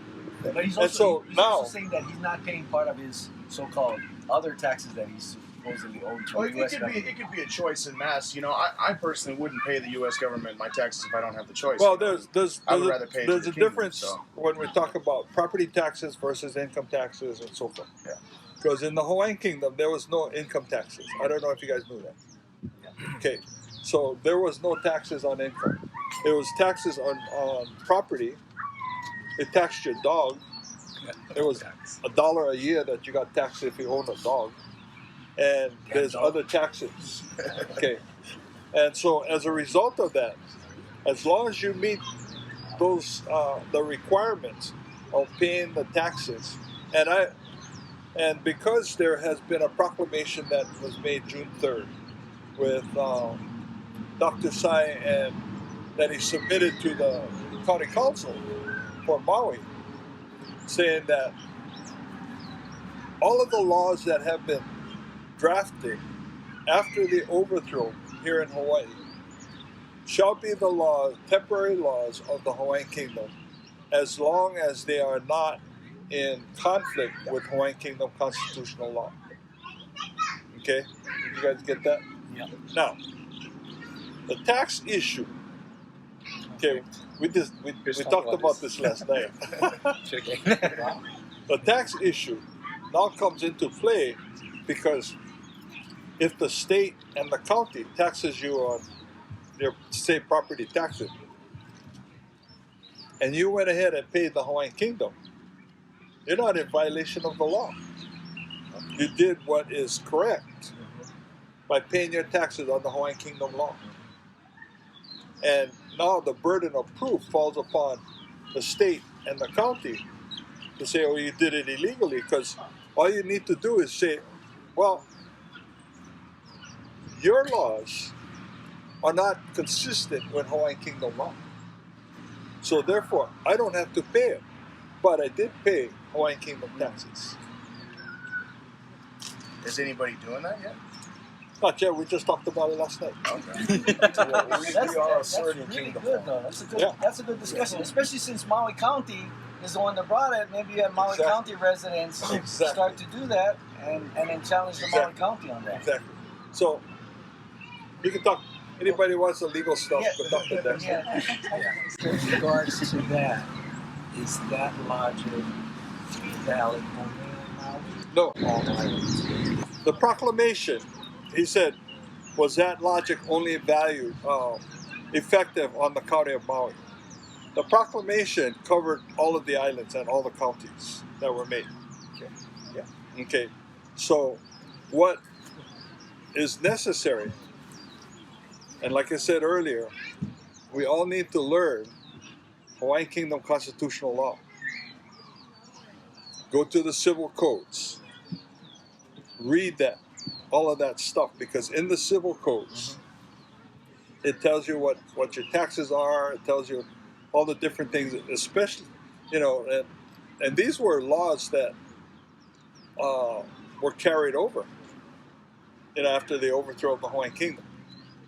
Okay, and so as long as you're in compliance with those laws, and there is a conflict that pops up with the state municipal laws, and you refer back to Hawaiian Kingdom law, you're good.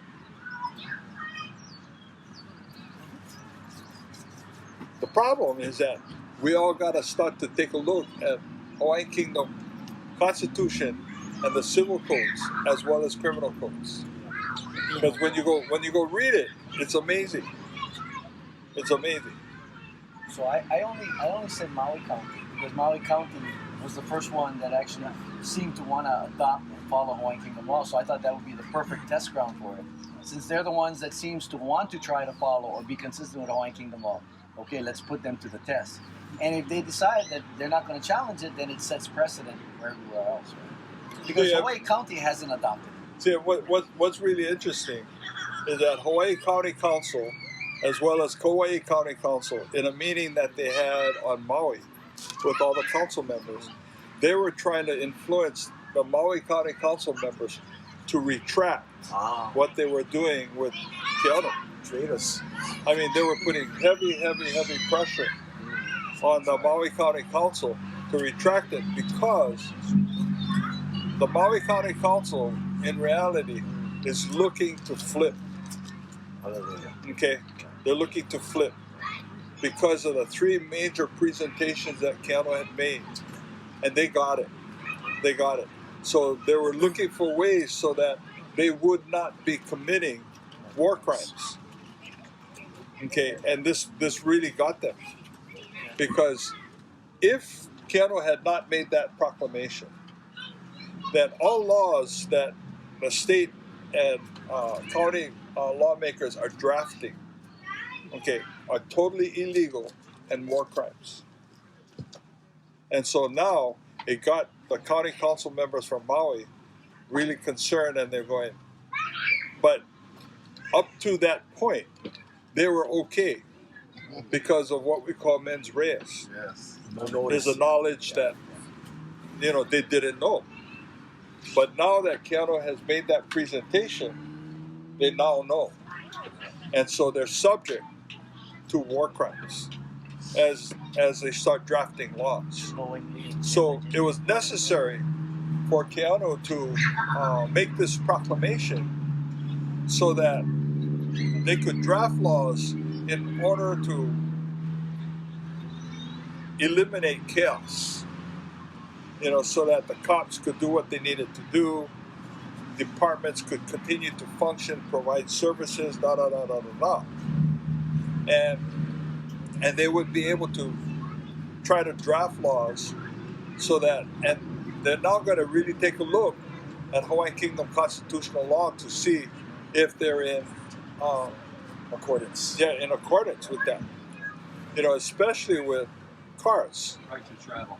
And right now the cars and licenses and so forth, because that, we never had that in the Hawaiian Kingdom. Well, with this proclamation, it now makes it okay until the Hawaiian Kingdom government is restored, and we can now take a look at the Constitution and make amendments to bring it up to speed today. Okay, does that make sense? Catch up. Sure. Okay. From that time. I have a question. This is related to the Mauna. This relates to your assertion, your confirmation about the true title of this Aina. So what some of us have done is, with Guaivi fencing, marked off about 2.5 acres on the Mauna, and have decided amongst ourselves and declared that little Aina to be protected in Hawaiian Kingdom law. Okay, we have done our due diligence, even though our de jure government is not fully installed and recognized, but we've done our due diligence to notify all 9 county council members, the mayor, the prosecutor, the corporate council. We've did step by step, and of course they never answered, responded in honor, in writing, in anything, because they don't have a treaty of annexation. They know that all land title is defective. And so we have the forensic evidence to defend ourselves. Unfortunately, we don't have our de jure government to come to our aid, but we are ready to defend that INA. And when the agent or employee of the DHHL or DoCare or anybody shows up, some sheriff from the corporation shows up and goes, you guys can't build a water catchment here. You guys can't build a composting toilet or a little hale. And we thought it was important to first have the forensic evidence to prove that all these guys who would come and charge us are in dishonor and default, and they don't have lawful grounds to send charging instruments our way. I come to you, knowledgeable people who've been working for years. Would you explore helping us defend that little 2.5 acres in kingdom law? Because we have great respect for the Council of Regency, the acting Council of Regency. We don't have a de jure government to go to, like Lance Larson didn't have a kingdom to help protect him. But we feel now we are right at the cusp, and the people are ready. They have marched. The Ohanas are ready. That we are perhaps a little bit on the front end of this wave, but we decided we're going to assert. We're going to build water catchment. We're going to build composting toilet. We're going to have people living on the INA. It will be a Mauna Kea village operating in kingdom law. And what is your feeling about the pretty much assuredness that agents of the corporation are going to come by and they're going to say, did you get a permit for this? And they're going to say, you can't do this. And they're going to say, you got 48 hours to take it all down. We will defend ourselves in the law and the forensic evidence and the history. I want to know if you personally would be willing to explore helping us defend that INA in kingdom law. So I have to think this through more. So, but my first concern is that well, first off, I think if the state decides to come, they're going to eliminate everything you have there. They're going to take it all out. They're going to arrest you, right? The enforcement. Well, at some point, if you guys decide to make the stand, yes, they're going to do one of two things. They're going to leave you alone, or they're going to come get you. So I think probably they're going to come get you, and they're going to remove all of that, right? You're going to have to make an example. We're ready for anything. They may remove all those structures, just like they did with the house that was unpermitted. That's right? correct. So something similar to that will occur. Now, with your forensic evidence, you might have a basis for having the prosecution. You might be acquitted on the prosecution, right? Okay. But what you're talking about is asserting a claim to Crown lands. Yes, sir. Okay. Is it Crown lands? Yeah, is it in the same area? It is about. It's still under number 7 on the home carbon tax law. Okay. No, that's not my question. My question is it Crown lands? I think it is. Okay. I think it is. Yes. And it's about a half an hour. It's about a half a mile back to Atilo. Okay, so yeah, you still gotta do the research, man. Yeah. So That's right. To make sure whether it's Crown lands or Kuleana lands, Government lands, government lands, private lands. yeah. well, we know the housekeeping for exact title is within Hawaiian Kingdom. We know for all Aina in Hawaii that we have the kuleana to clarify the detail of the title and the kuleana to take care of it. Well, But we know that most of the land up there is either Hawaiian Kingdom or Crown land. Yes, sir. Hawaiian government. Yes. But we also know that there was private land. So not all of the lands in Hawaii is Hawaiian Kingdom or government or Crown lands. They Okay. were private individuals. Okay. So it's likely though that the place that you guys have occupied is probably one of those two designations, right?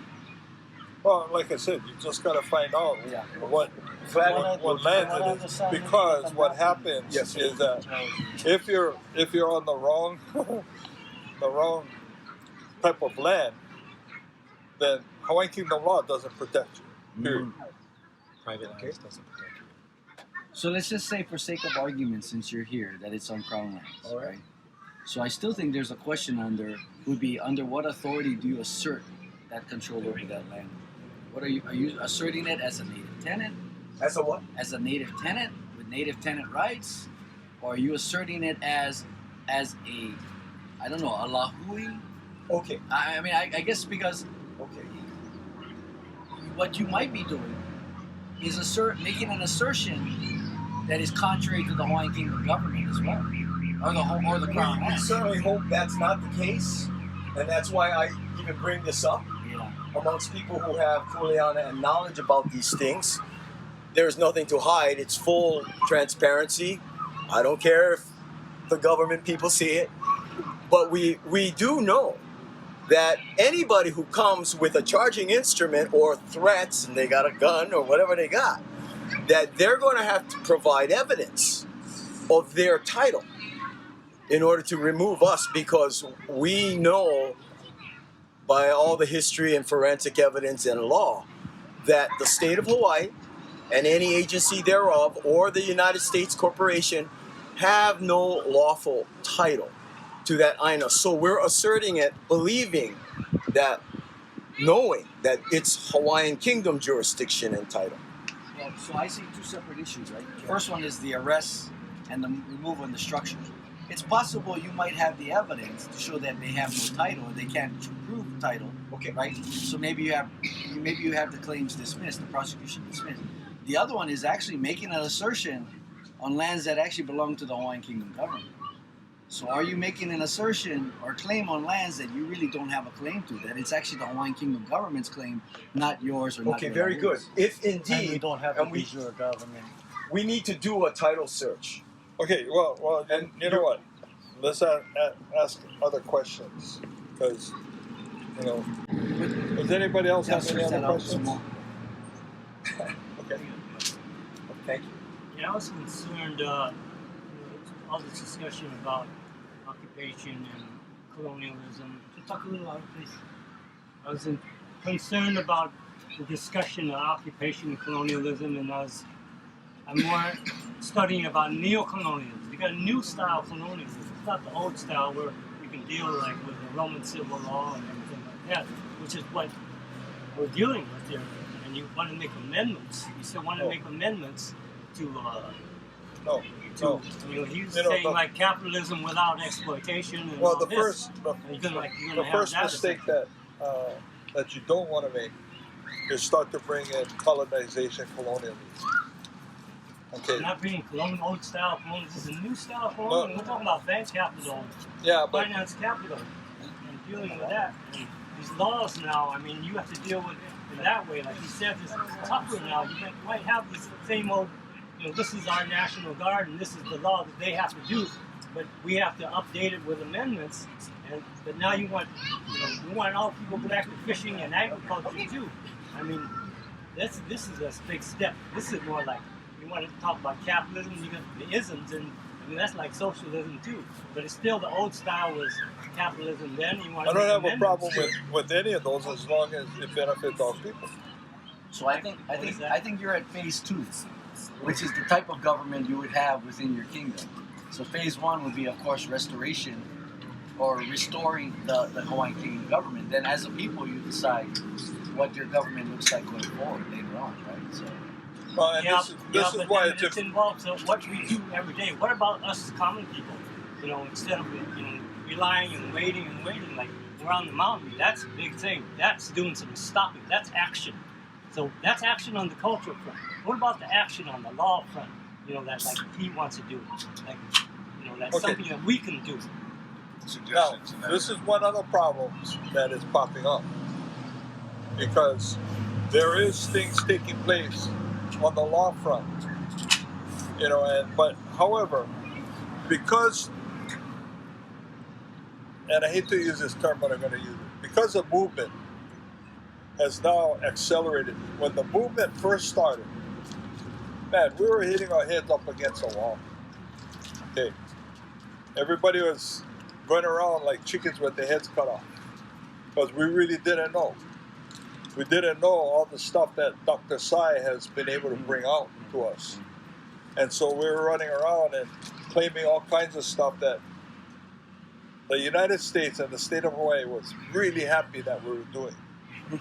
Because, again, we were chickens with our heads cut off. Now, with us not doing that anymore, the whole vernacular, the whole vocabulary has totally changed because of what Dr. Sai has done and our understanding of international law and how to apply it. Okay. Things have just accelerated dramatically. But people are getting impatient. They want it to happen now. Well, how come? How come there's no enforcement? How come? No. The problem that we have is that we really don't want to go into chaos. And what some people are talking about, is potential violence in order to make these changes. No, that's not what we want.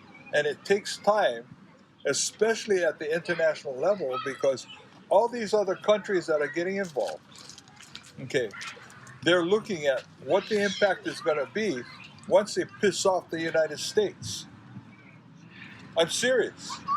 Because economically, the U.S., if some of these countries get involved with the Hawaiian Kingdom and really push, the United States can pull the plug on these guys economically, and this will send their entire economy into a spin. Okay, so these countries are being very careful. And so as a result, Dr. Sai has got to work through all of these things to come up with the strategies where these countries will come along. And at the same time, at the home front, everybody wants it to move quickly and do things that could screw things up. And so this is why we're having these kinds of meetings to say, whoa, hold on, things taking place. How many of you know of the Royal Commission of Inquiry?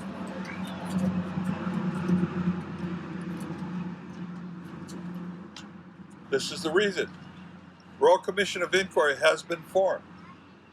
And they were formed with experts throughout the world. There's 4 experts throughout the world on international law that's now sitting on the Royal Commission of Inquiry. And now evidence has now been submitted to them for their review to determine and come up with whether or not war crimes have been committed. Once they determine that, the Royal Commission of Inquiry is like a grand jury of an international court. Then indictments will be handed down. When the indictments are handed down, now whoever is indicted are subject to arrest and prosecution of war crimes. It's all in the works. Initially, about 3 years ago, it was supposed to be here. But the United States did everything they could to interfere on that. And even went to the UN to try to get the Commission of Inquiry coming out of The Hague removed. And the Secretary General of the Permanent Court of Arbitration removed the Commission of Inquiry. So the problem that we now have was that if we bring the Royal Commission of Inquiry in here, what will the United States try to do to disrupt it? And they could go after all of our experts here in terms of holding them, whether passport issues or whatever else. These kinds of things, you guys, people need to understand. This is why it's taking time, because we're having to work around this stuff instead of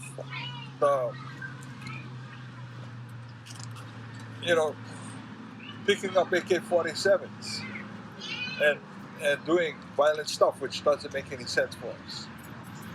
And we're working through it very peacefully in the correct way to make it work. So I would say to your what you're saying, I think that young man had a good idea about something to do to challenge. You're talking about something that you can do to be active. But what we need to do, like for his idea about paying his property taxes to the Hawaiian Kingdom government as opposed to the Maui County or state government, that's something to look into, right? Because that has a legal basis to it. So maybe that's something, and that might be an idea. His idea is perhaps there's a little more jeopardy involved, because not only is he putting himself at risk for arrest, it's possible he could be taking lands that belong to the Hawaiian Kingdom without their authority, so he's committing a crime against the Hawaiian Kingdom as well. So those are things, I think maybe you have an idea that you think forwards, but I think you need to flesh it out. You need to have a plan, and maybe have it consulted with people like Kealii, people like Kealii, maybe even Dr. Sai, to see if it's, if it's something that you're interested in doing because you want to have this movement continue forward, then that's what I would suggest you do. The other thing that I'd like to say is that all of this comes with a risk, and it all depends on how much risk you're willing to take. I'm serious. When we took this stuff on, Dexter, myself, Keanu, and so forth, we took it on knowing that we could possibly be dead the very next day. And we're willing to take that risk because we trusted in our Kupuna that if our Kupuna set us on this path, our Kupuna would be the ones to make sure that we're following the path without safely any problems. And that's how we've operated all these years, in believing that the path we're taking is Pono. And therefore the Kupuna, the 4 or 5, 20,000, 40,000 Kupuna that's sitting around this tent right now would be there to protect us. Yes, I mean, there's risk on the mountain we're taking right now, or Kaho'olawe was risk. Right, Kaho'olawe was risk. Right. But it's still, we're peaceful. Right. It's always a threat of chaos and violence. And but this, all of this stuff comes. That was and you hope that whoever the enforcement guys are, that they will do it, in a Pono way. Yeah. And that's not a guarantee. Yeah. Well, you also could be talking about different things, right? I mean, Kaho'olawe, they weren't talking about Hawaiian Kingdom at the time. They just knew that what was happening on that island had to be stopped. So they did it because they felt that was desecration that needed to be stopped. They didn't do it necessarily because they thought that the Hawaiian Kingdom needed to return. So there might be issues going on, even for example, at Sherwood's at Waimanalo. Yeah. That's desecration of Iwi Kupuna. They believe that has to be stopped, that construction. But they're not talking because they want the Hawaiian Kingdom to return. So it depends on what your issue is. If your issue is protecting land, protecting people, then that's fine. There's nothing wrong with that. You're saying they should include that. Well, if you ask me, yes, it should be included. That's what I'm thinking. But what I'm saying, if you want to include the movement of the Hawaiian Kingdom, then I think you need to think about it a little bit more. I think it needs to be planned out. At the end of November 30th, December 1st, we're going to be celebrating Laku'okoa. How many of you are familiar and know what Laku'okoa is? Okay, that is a Hawaiian Kingdom independent state. That is the legal declaration on November 28th. This is when the Hawaiian Kingdom was recognized as a sovereign independent country. And that was declared as the official holiday independence celebration for the Hawaiian Kingdom. 1843? 1843. Okay. So we're going to have a conference where we're bringing in, Kealii's going to be one of our speakers where you can hear him again for the second time. And Dexter's going to be one of the speakers. Maybe. Dr. Keanu Sai is going to be there. Clay Kaeo is going to be there. Donovan Preza is going to be there. Kamana Beamer is going to be there. And a couple others. So we're going to have 4 speakers each day. And it is tremendous information. If you like what you heard today, coming to the conference that we have at Kamehameha School is going to be even better. Because now we're bringing in all the guys who have done the research, the guys who have laid it down, providing, the roadmap for where we're going today. Yeah. So you're all invited to come. It doesn't cost anything. It's free. Okay, and please come, because the information that is shared is just tremendous. Tremendous information. And then we have another conference. We hold 2 conferences a year. The second conference is for Laho'iho'i'ea. That is the second official Hawaiian Kingdom holiday. Laho'iho'i'ea. Day of Restoration.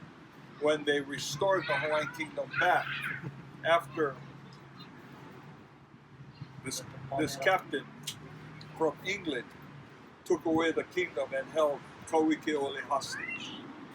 And then in a ceremony, it was restored back to Kauike'ole on July 31st, 1843. Okay. And at that time, that's when Kauike'ole came up with the motto that we use today. It was in that ceremony, and the correct translation of that is the sovereignty of the land shall be perpetuated in righteousness, not the life of the land. That was more so that we wouldn't have any issues and problems with Hawaiians trying to rise up. Okay, so remember that. So again, at that conference, we're going to invite other speakers to come.